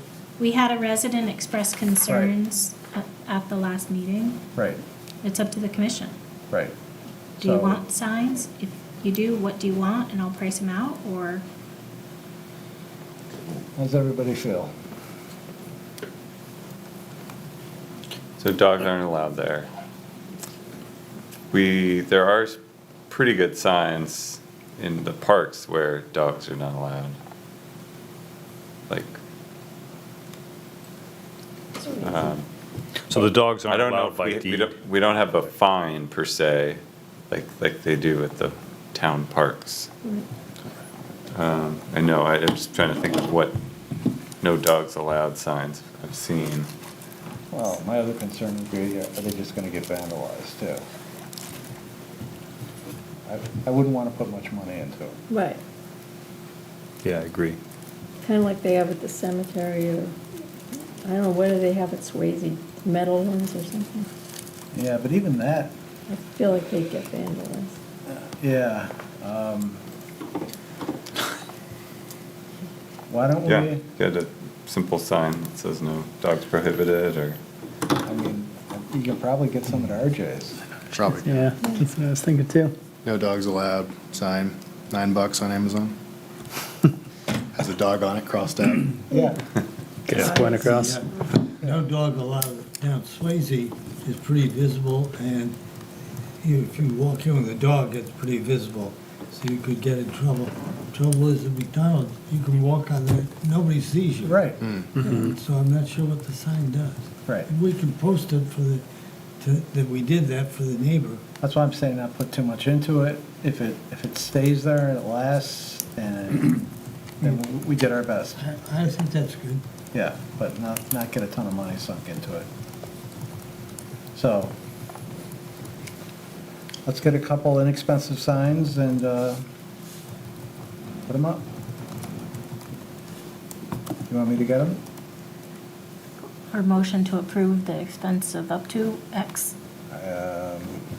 That's something you can buy, right? yeah, I'll motion we approve $50, up to $50 for dog signs, Yeah, well, that's plenty. Second. or no dog signs, I should say. Okay. Okay. All those in favor? Aye. Opposed? None. Passed unanimously.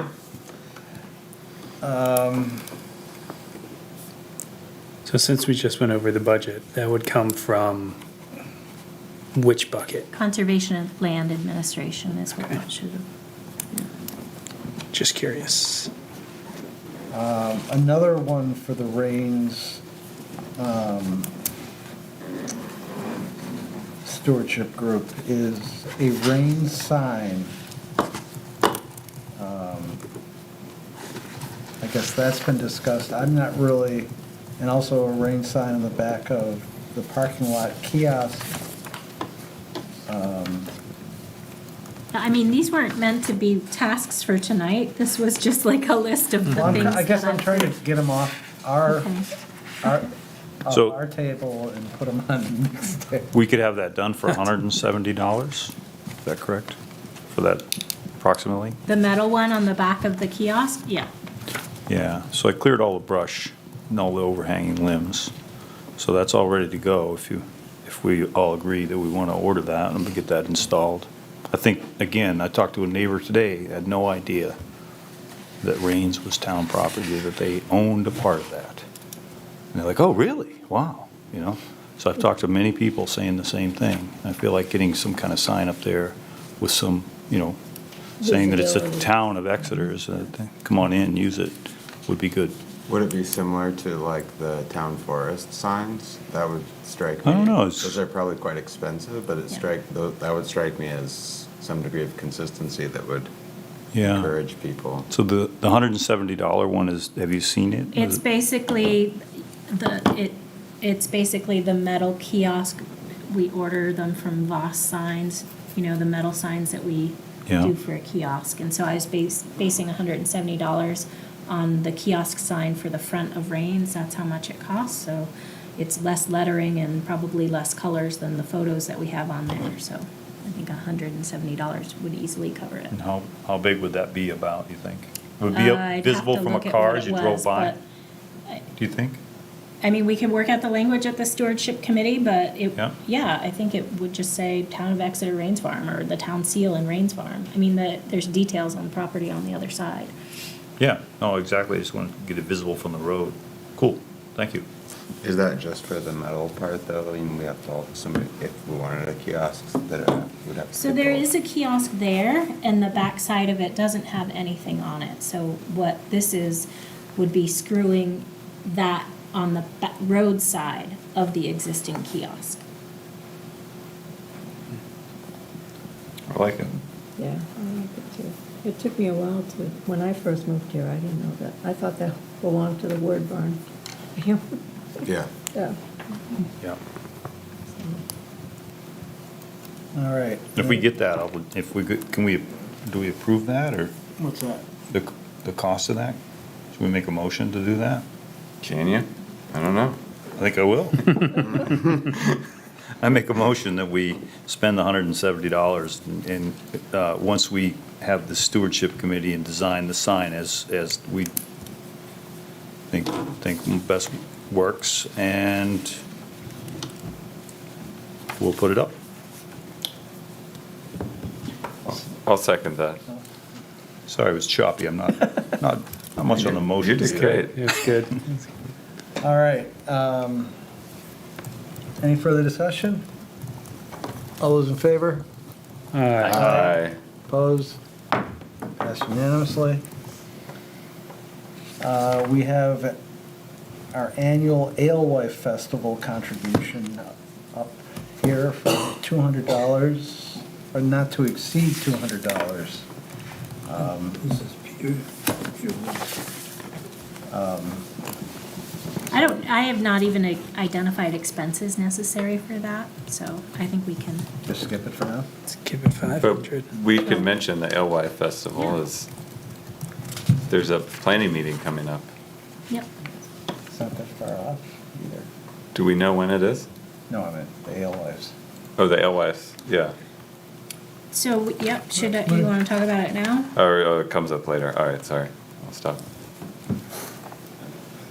What about Peter Waltz's program? That would be good to fund, if he's still willing to do it, for the 150th time.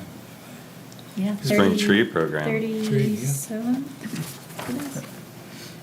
There was a number on there, 458. 34th annual. That's so cool to me. So is everyone familiar with what that is, the spring tree program? Peter Waltz takes their saplings to the fifth graders at Lincoln Street School, gives a presentation for Arbor Day on the importance of trees We and did that last care for trees. And Peter used to be a Conservation Commission member. He's been coordinating this with the schools and the Conservation Commission. This will be his 34th year doing it. That's all, huh? And in the past, to sort of ensure that the mark of the commission is a part of it, and now the tree committee as well, we put stickers on the bags that the students get. So they're getting plantable. Plantable saplings. Are these they're like the Arbor Day teeny ones that yes, come in the teeny bag? tiny. Yes, they're even smaller, actually. I did that one year and I was like, I don't know, this seems silly. And it was like, I don't even remember if it's for like a $20 donation. They send you like 15. Oh, No, it was a bunch. 15? It was a Wow. bunch. And they're tiny little things, they look like trash, like they're never gonna work. And I was like, all right, I'll put them in the garden. And I have 20-foot tall saplings now that I can't That's move, awesome. and I'm like, Yeah. I'm not unhappy about it, but I'm like, I'm surprised, like 70% of them survive. Yeah, It's amazing. that's awesome. At the Yeah, 25th anniversary of that program, the paper did a thing, and we had pictures of people standing next to the trees, which were taller Yeah. than them. Well, Yeah. And it was good. All right, so do we have a motion to approve that? Up to $458. That's a great cause. I'd make a motion to fund that $458 for the spring tree program. Second. Any further discussion? All those in favor? Aye. Aye. Opposed? None?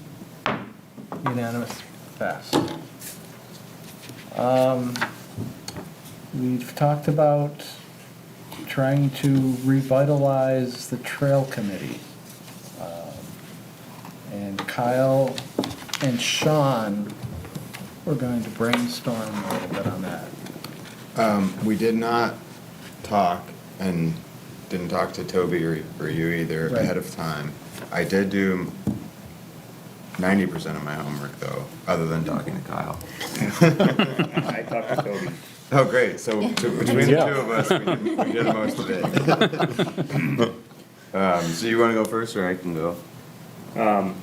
I think what Toby and I talked about was just cataloging all the bridges that we have in primarily the Henderson, Swayze, and Oakland's forest. Yeah. And kind of not just where they are and everything, but also their current state of repair. And we both believe that if we had an adopt a bridge program to the local users out there and said, hey, there's a bridge here that needs some work, this is the work that needs to be done, that there would be volunteers that would supply their own equipment and materials and fix the bridges at no cost to us. But we just have to let them know which ones need attention. And so we're kind of making an index of all of them, just so that we know there's way more than I would have guessed once I started writing them all down and putting them on a map. Yep. Wow, that's a great project. Sean, did you find any that were appropriate for Stone? Because I know you were. I have a little more work to do on that. I did two things, and I mostly agree with Kyle. I have maybe a, not conflicting, but just a varying viewpoint on a little bit of that. So, I mean, I get out to most of the network. In a given month, I probably hit the vast majority of it, just in my weekends and stuff. But I haven't like assessed all of it. I don't know if anybody has lately. And I also spoke to some trail users, and I did it just from the trail map and memory. So I'm sure I'm forgetting a lot of stuff that you guys have caught. And I solicited some comments. So the short answer would be yes. I think there's quite a few places that could be done with stonework. I think we're still going to need a fairly substantial number of wooden bridges, but I would personally advocate for getting rid of as many wooden bridges as possible, because they really don't hold up that long, and to make them hold up long, everyone nowadays would want to use pressure treat, which I think we should try to avoid. In the old days, they used to use hemlock taken on location with like a chainsaw mill. I don't know if they did that in Fort Rock specifically, but I've seen a lot of networks that did do that. And that actually works basically about as well as the pressure treat, believe it or not. I mean, some people might disagree with me on that, but that's my observation. But I don't know if anybody's really willing to do that anymore, and I don't even know if there's much hemlock out there at this moment. I know you can get large hemlock planks, not from the Slabs, yeah. town forest, but. Well, I could get them delivered, I suppose. Yeah. And I think if we're gonna do the bridge thing, I really think we should drive it, however that ends up working. My concern being that there's a lot of different opinions on how to build a bridge. There's a lot of different levels of skill and apprehension of what an acceptable quality standard is. And I've seen it go all different ways, just in the time I've lived here, it's about 12 years. And some of them are great, and some of them, honestly, I'd rather not even have them there. I'd rather have it the way it was before the bridge went in. So I think that we should attempt to drive that. It's volunteer materials, volunteer labor, so maybe we can't control everything, but I think we should try to identify where they would go, and maybe like a foreman or somebody to be like, this is how we're gonna do this. That's my opinion. No, what I've seen work best is,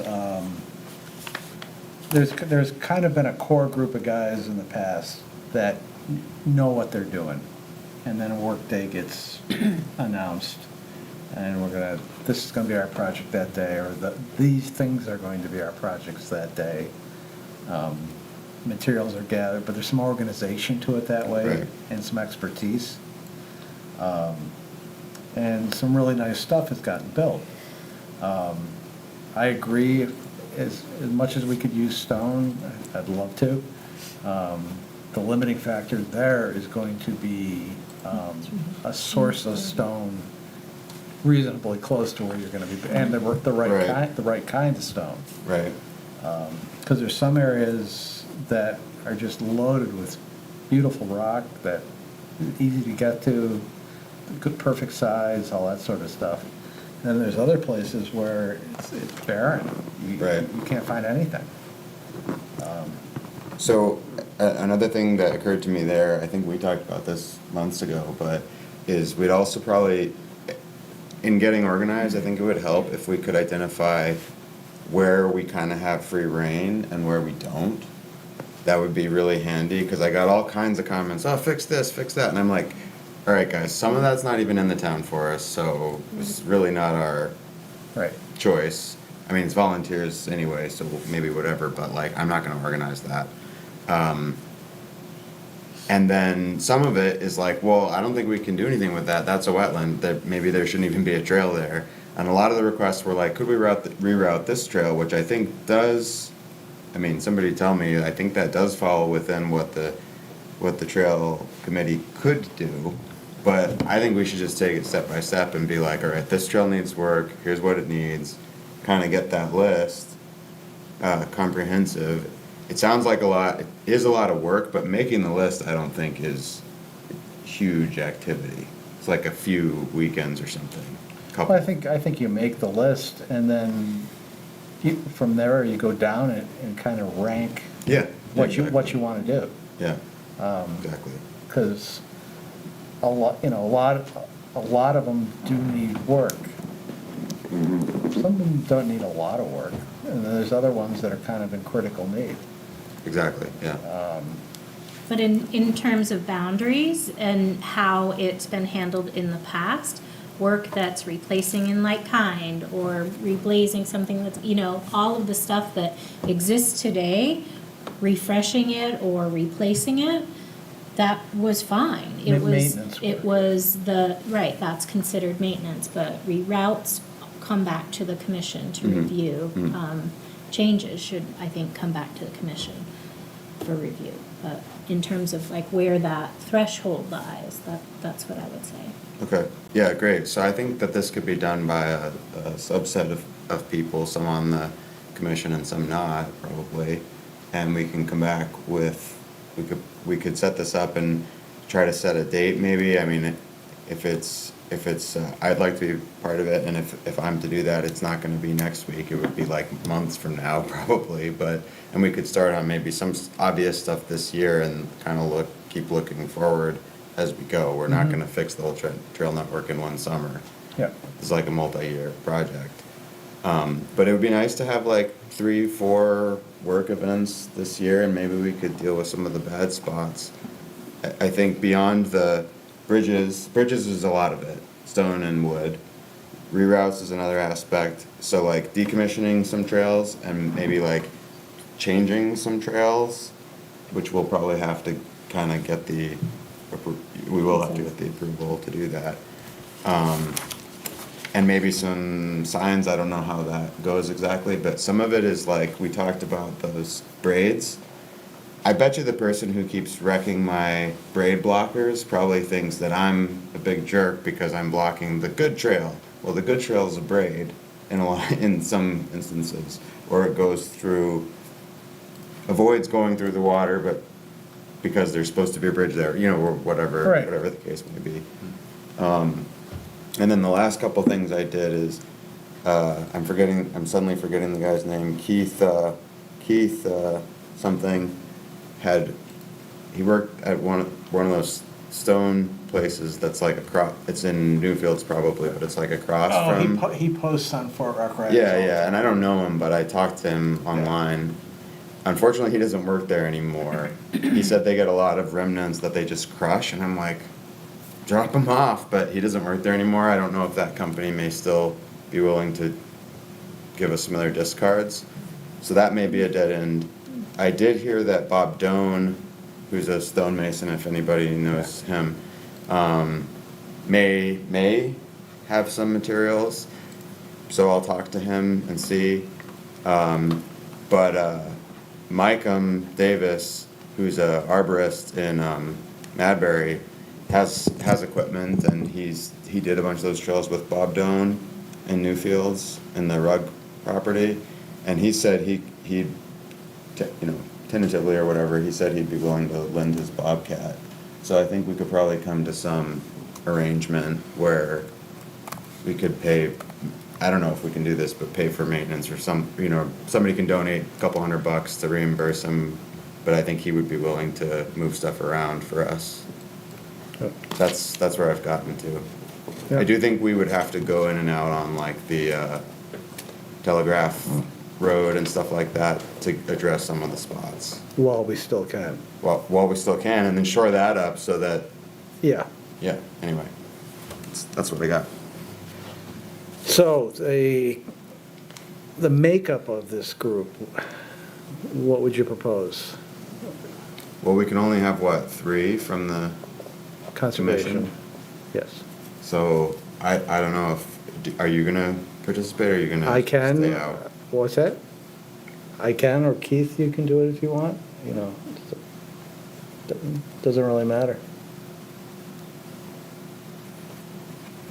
In Fort Rock, I mean, I walk a lot of the other trails that are not Fort Rock, because generally speaking, that's pretty well taken care of.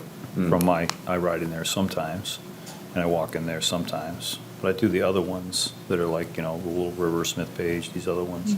And, Would you rather just focus on those? yeah, I think so. I think so. I think that there's a lot of people, No, you keep those in good shape. yeah, trying. But I think more bike enthusiasts that use that a lot, and people that walk their dogs too, those, in that town forest, so. it's my Well, why thoughts. don't we do the 3 of us and Toby, Yeah.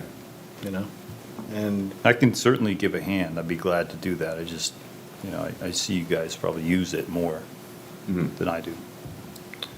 well, when we need that strong back and Yeah. what's the Spiritual expression? advice. Yeah. Yeah, I can help you with that. There's no limit on non-committee No, I mean, members we- too, so if we Toby could- knows other people that might be interested. Maybe Alex or Micah or Bob or whoever, any of those guys are good, quality guys, so, yeah, we'll try to end up with maybe five people or so, at least making the decisions on what the projects are gonna be. And then it's a pretty good cross-section with people with connections, too. Yeah. I know that Ryan, who was at some of the meetings associated with Ryan O'Brien? Brian O'Brien, Yeah. with Yeah. Jade Hill. He'd be a good He one had to do, yeah. interest in some of the stonework and Yeah, trail maintenance. He could be another. Yeah. There's no lack of people here. Yeah, sure. I've also been part with Trails Committee stuff, and I don't need to join this, but I continue to be interested. yeah. About the inventory of the bridges, the trail, we have a trail plan that was put together in '09 and had an initial inventory. I can send that to you if it's helpful, but. Sure. Okay. So is it something we could do to redo the trail plan? Because I think that, to me, that seems like an every 10 years thing, maybe even every 5 years. Oh, it's got to be so obsolete now. Right. I mean, half this stuff's not even going to probably be on that plan because it's been built since, or maybe it was on the plan to be built or whatever, Yeah. but No. I think the other concern that I have, now a lot of the users don't necessarily share this, but this concern is that it's both like under and over trailed. There's parts that have way too many trails. Some of those are on the rug property, so they're none of our business, I guess, but some of the places, not say we should try to cover everything equally because that's not the right strategy either, but I think we got to retire some and reroute some just for better utilization and staying out of the marshes Well, when and all there's, that. when there's a trail from me to that podium next, one trail here, and then there's another trail, that podium away from me. Right. High five trails. That's stupid. Yeah, I agree. Well, I feel like the rug property is an example of what happens when mountain bikers are let to run unchecked as far as where the trails go, because if they see, 5 feet of dirt between two trails, they're like, we could fit another one right in between there, and it really loses its habitat value. Well, I've done. Yeah. I mean, last year I got 2 rogue trails over here in Henderson Swayze. Just before they opened, I happened to spot them and just went through and covered them back over. But it's just like you said, there was kind of a good-sized open area, and somebody decided to throw a trail in there. So I guess, policing the proliferation could also be part. I'd like to suggest that it would be, but the immediate question everybody always then asks is, but how? And I'm like, you could probably deter 60 to 80% of people by putting a sign saying this isn't the trail. The people who are going to ignore the sign are already going to ignore us anyway. Yeah. So. Well, there was one trail years ago coming up from the Shope Trail back over to the industrial park that went down through the wet area. And remember that got closed down? I remember that trail. And people were good about staying off of it. And we did put trail under restoration or something like that. Those have mostly been successful in my observation, and sometimes people go around, but it's a limited number and it has trouble building. But momentum. I like shutting them down before they even open. Because if they're open for a week, they're ridden in. Right. Yeah. Right, and as far as the retirement thing goes, it's similar. Some of them have been retired and they have grown back. They got reopened too soon in one instance and it got reclosed. But like, if we look at the area to the north of the tunnel, that's getting demolished because it's just all these little tiny braids which seem insignificant at first. Oh, it's just 10 feet. But then suddenly larger trees start to die and it's just all erosion. Oh, and I feel where like you're paralleling 101, going up the hill. I'm talking about just right when you come out of the tunnel. but Yeah, that whole area up to the left there. Yeah. Just. So now that's all blasted out. It's just one example, but I'm saying with maybe some kind of direction giving, whether that's stonework, woodwork, signs, or whatever, I think this all could be rolled in. And some of it's not even that much work, but if we don't do anything, then just the foot and bike traffic, even bigger trees start to get killed because everyone's just walking everywhere. Well, and we talked, Everywhere. I know I've had this, maybe it was with Toby or, I don't remember who, but the conversation of, when eventually the rug property is gone, which it will happen eventually, the town forest is going to get hammered with users again, because everybody will shift back. So we need to be prepared for that. But, all right, well, we can all chat with each other and figure out where to take it from here. Okay.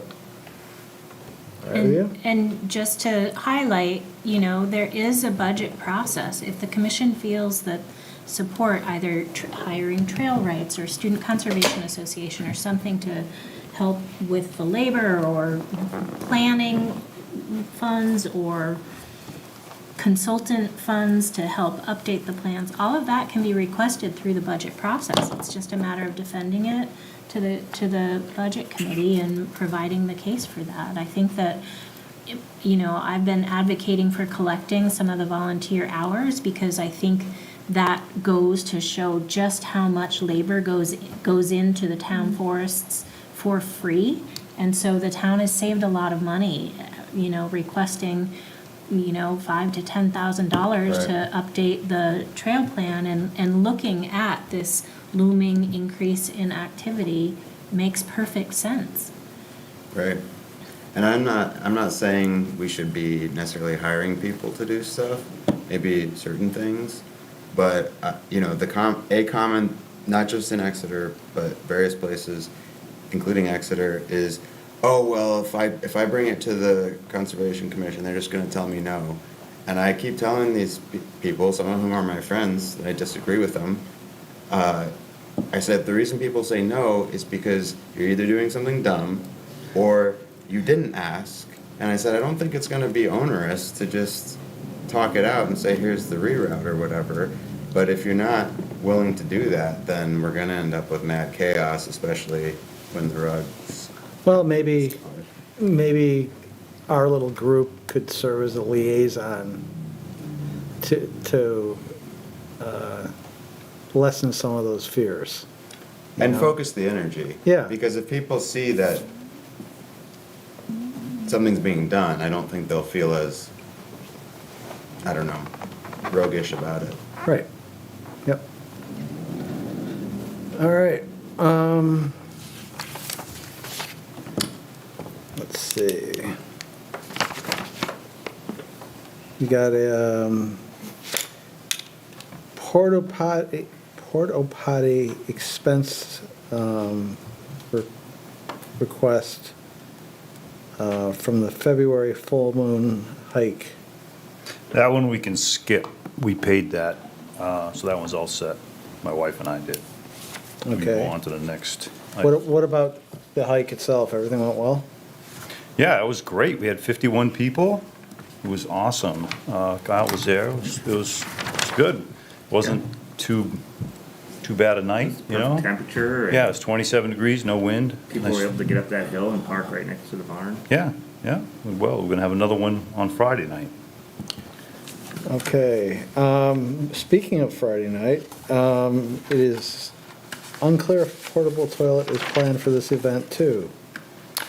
Assuming cost based on February I expense. think we can get away without it, if you Okay, think so. all right, so. It's only, the events have been lasting about 2 hours. I feel like the criteria was 3, is that correct? Three or more? Yeah. Or more than 3 hours? So these particular events were 2 hours, and I feel like that's reasonable. You know, going forward, I guess we have to ask ourselves, and we can talk about this on the stewardship committee, as to, you know, what do we want to do there? What do we want to see there? What can happen? I talked to Stephen about it today, and he said he's going to start back next week, working on the barn. But he did say if we wanted to have another event in April or whenever he's working, he certainly can condense down his tools and move stuff around to facilitate that.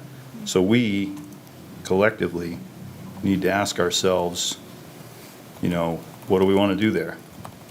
Any and all ideas would be welcome as far as events. I think, again, I've said this before, I'll say it again, use is what's going to save that place.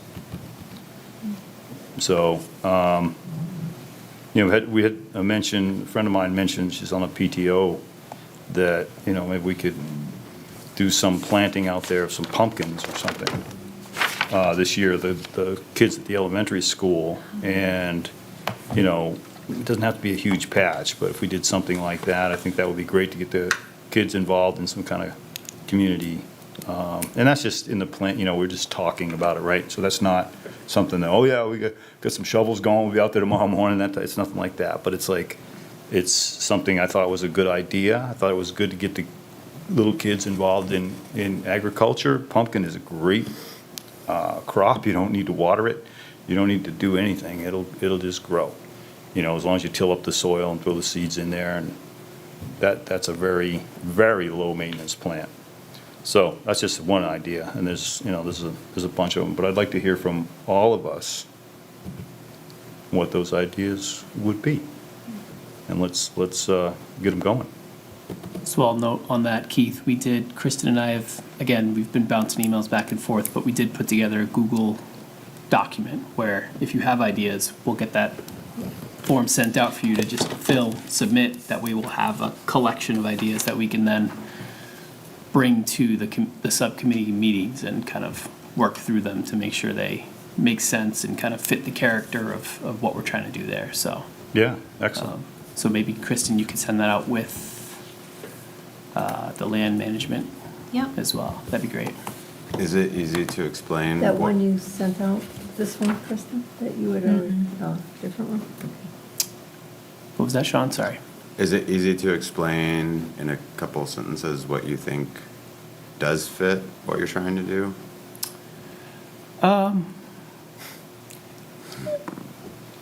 Kristen might be able to articulate it better than me, but, the property itself, we have to be sensitive to the mowing.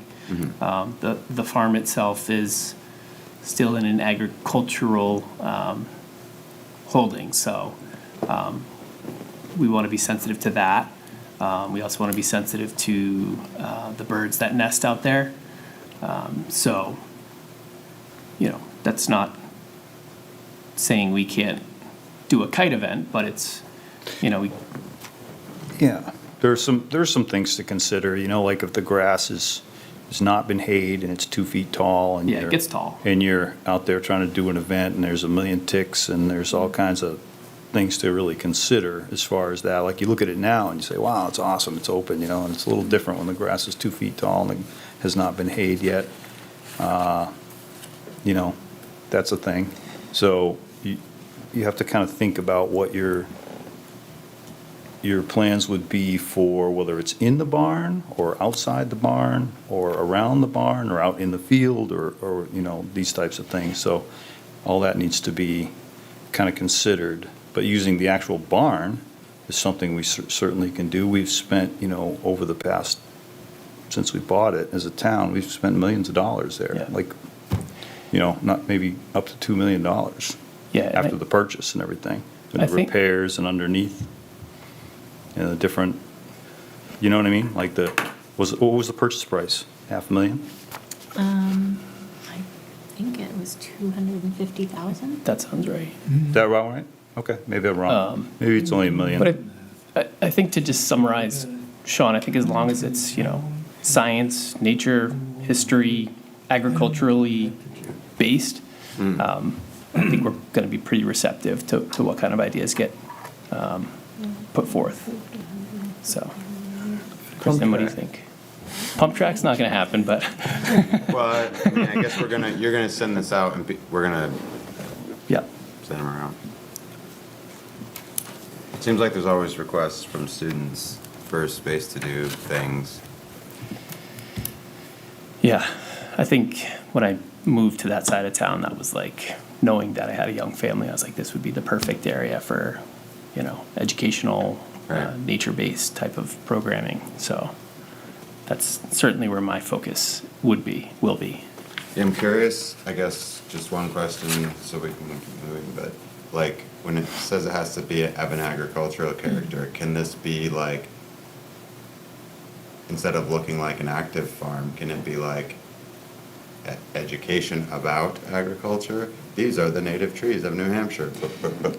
It's funny you said that because I actually sent, I don't know if you've read that email yet, but I did say, I sent an email to Kristen, which talked about like, it would be neat to have some interior displays that kind of talked about, the types of animals you'll find on the property, whether that's with an animal pelt or, signage, the types of trees that you're going to find on the property with, different types of cuts of the wood. So I think there's some neat things that we can explore once, the contractor is done with his work and we can start kind of, I don't want to say moving in, but, start to set up some of that educational opportunities, so.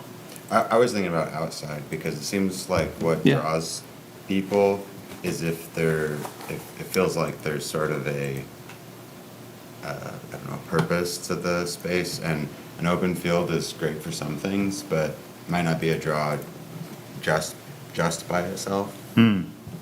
But like a labyrinth which is not agricultural, but it's grass Yeah. or trees or whatever. I don't know. We can go online with it. Yeah. Love it. All right, we've got a Hike Exeter member announcement. What is that? Well, just so as you know, Kyle's program is going gangbusters. It's really exciting to see, and we got our first applications in. Christine Spencer, Garvin Louie, and Buster a Pup all received their Hike Exeter stickers. Oh, these are people that have They're completed now- all the. They've completed all 6 Okay. hikes.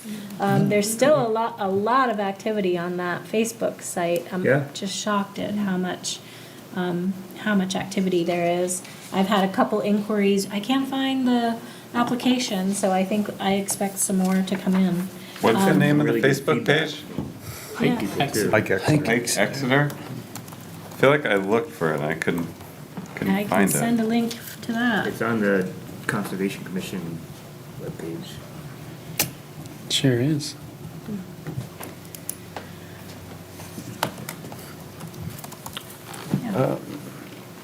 All right, and we're going to come back to the Alewife Festival, I guess?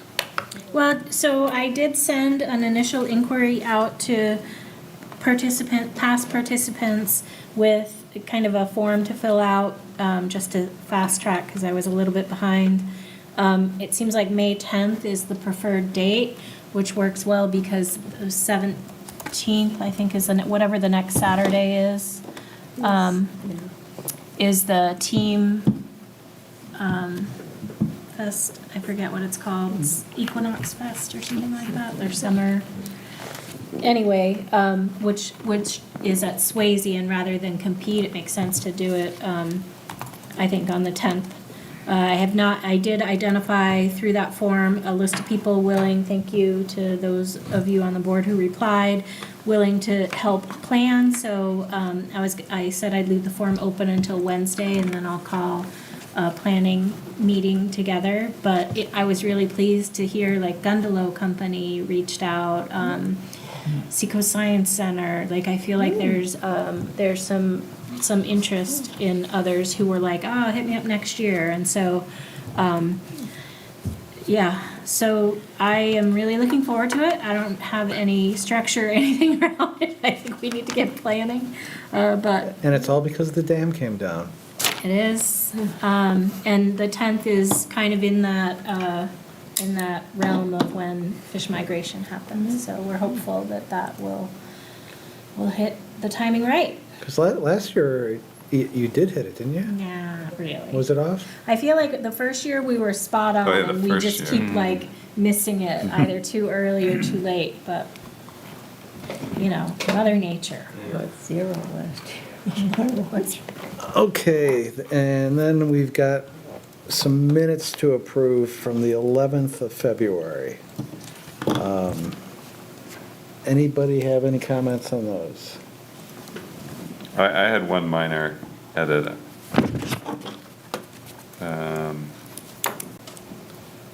It's just line 120. It should say, but we're now encroaching instead of we're not encroaching.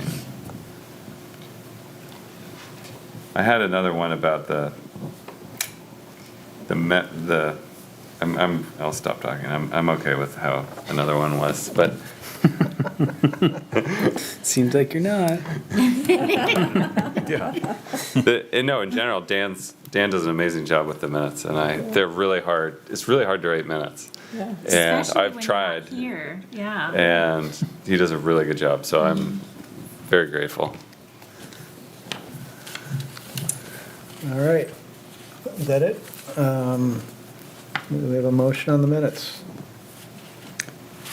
Motion to approve the meeting minutes from February 11th, As amended. as amended. I'll second that. There was no discussion, I assume. All those in favor? Say Aye. Aye. Opposed? None? Unanimous. And on that note, can I say one Don't more end. thing? Don't end. Don't end. I just wanted to say, I don't know if we talked about the February full moon hike. Did we? Was that? Our meeting was like a day before it. Anyway, it was my first event in a while. It was great. We had a great turnout. I don't know who put the candles out on the walkway. Looking at you, that was amazing. So all around, yeah, really good job. What was that? And in the porta potty. Really? Oh, really? I didn't use course. it. I didn't use it. Don't have to be unsightly otherwise. I'll be honest. Yes, but yeah, Exeter TV was there. It was a whole thing. you dozed off. Yeah, Very we nice. made the news? The news report. Yeah. That was good. Really Yeah. strong Conservation Committee presence, which was nice. It Yeah. was really nice to see. We're doing it again Friday Friday. to see how it shapes up with Mud a hike. lot less snow. It's the worm moon. That's Yes, what the I've worm been moon. pushing it. Correct. It's a great Yes. night You could for- double up and do the Friday 2:30 to 3:30 in the morning with the lunar eclipse. Yes, a lot of gosh. attendees, I'm sure. I'll be on my way to the airport during that. So it's a bonus for me. I did have some things to share before we wrap up. I don't know if that's where you're heading. Yep. So the Sustainability Advisory Committee is interested in doing a styrofoam collection event on April 26th. They're still working out details. They weren't able to meet in March, so we're sort of trying to figure out how to do that. The herring count, New Hampshire Fish and Game did a citizen science effort or community science effort for counting fish down at Great Bridge. They are looking to have volunteers do that again and are hosting a training session at the public library, April 19th at 10 a.m. The Ryder property did get signed, the select board signed it and Dave signed it, so that's been executed. We have not quite closed. All towns have signed it. We just need to exchange some money. So Wow. that's about to happen. That's awesome. I did get some correspondence about the McDonald Conservation Easement. That's the privately owned property where we have a conservation easement. The property owner expressed some concerns about some geocaching that's happening out there. She said that so as you know, there was a fire out there and there seems to be people parking out in her driveway and some other things, and they are pointing to the geocaching. I told her I'd look into it. I don't know, Kyle, if you can point me in the direction of where to see geocaches. I used to have access to a map, but now it's all paywalled, so I don't know if I'm looking at the wrong thing, but I told her I'd look into it. If it's in her property, I feel like we should remove it because it is a privately owned property with an easement on it. With McDonald in the conversation, April is when we start operating the gates, so I thought I would check with the board members here to see if there's anyone who's willing or interested to open and/or close the gates. The property owner, Diane Arnheim, she tends to close them each night, so the 5 p.m. closure, which is great, but that 8 a.m. or even 9 a.m. opening, that ideally 8 a.m. because people fish there, that we've been filled by volunteers. So I thought I'd check with the board to see if anyone's interested before I do a call out to the public. It's really just going by and opening a gate. No. So I can. At 9 o'clock, maybe. At 9. Yeah, 8 o'clock's not gonna work for me. No, 10. I'll talk to you. Okay, yeah, if you're interested, let me know. No, I would do 8. I'll just bring my coffee with me. It's honestly, like, I don't mind splitting the effort. Yeah. It's a great way. Yeah. It's just some mornings I have Yeah. 8 a.m. meetings, but it's a Yeah. great way No, to that's just fine. do some quick bird surveys right before you start the day. It's a great way to start the day. In the nice weather, yeah. Yeah. And then just to restate, the tree committee is interested in coming before this board to give an update at the next meeting. We do have a fairly stacked agenda already, and we're nowhere near the deadline, so, yeah, something to look forward to For April? for April.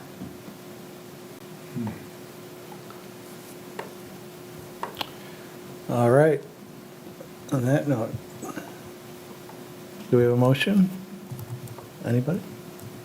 A motion to adjourn? Second? Aye. Aye. All those in favor? Aye. Unanimous. Thank you for tuning in to Exeter TV. Exeter TV is the town's public and government access channels, available on Comcast channels 6 and 22. Channel 6 is your channel. If you have an idea for a program, want to host your own talk show, or submit a film, we're here to get your content on television. On Channel 22, we bring you live and replay coverage of government meetings and other town updates. A third channel, Blue Hawk Media, is operated by SAU 16 and can be found on Channel 8, with all your school sports, events, and meetings. You can watch Exeter TV online at exeternh.tv, Apple TV, and on Roku. Find us on social media for extra content. Subscribe to our YouTube channel and hit the bell to get notified about live streams and new content. Tune in to our platforms every other Friday to watch the Exeter Biweekly Report with recaps of recent events, updates from town departments,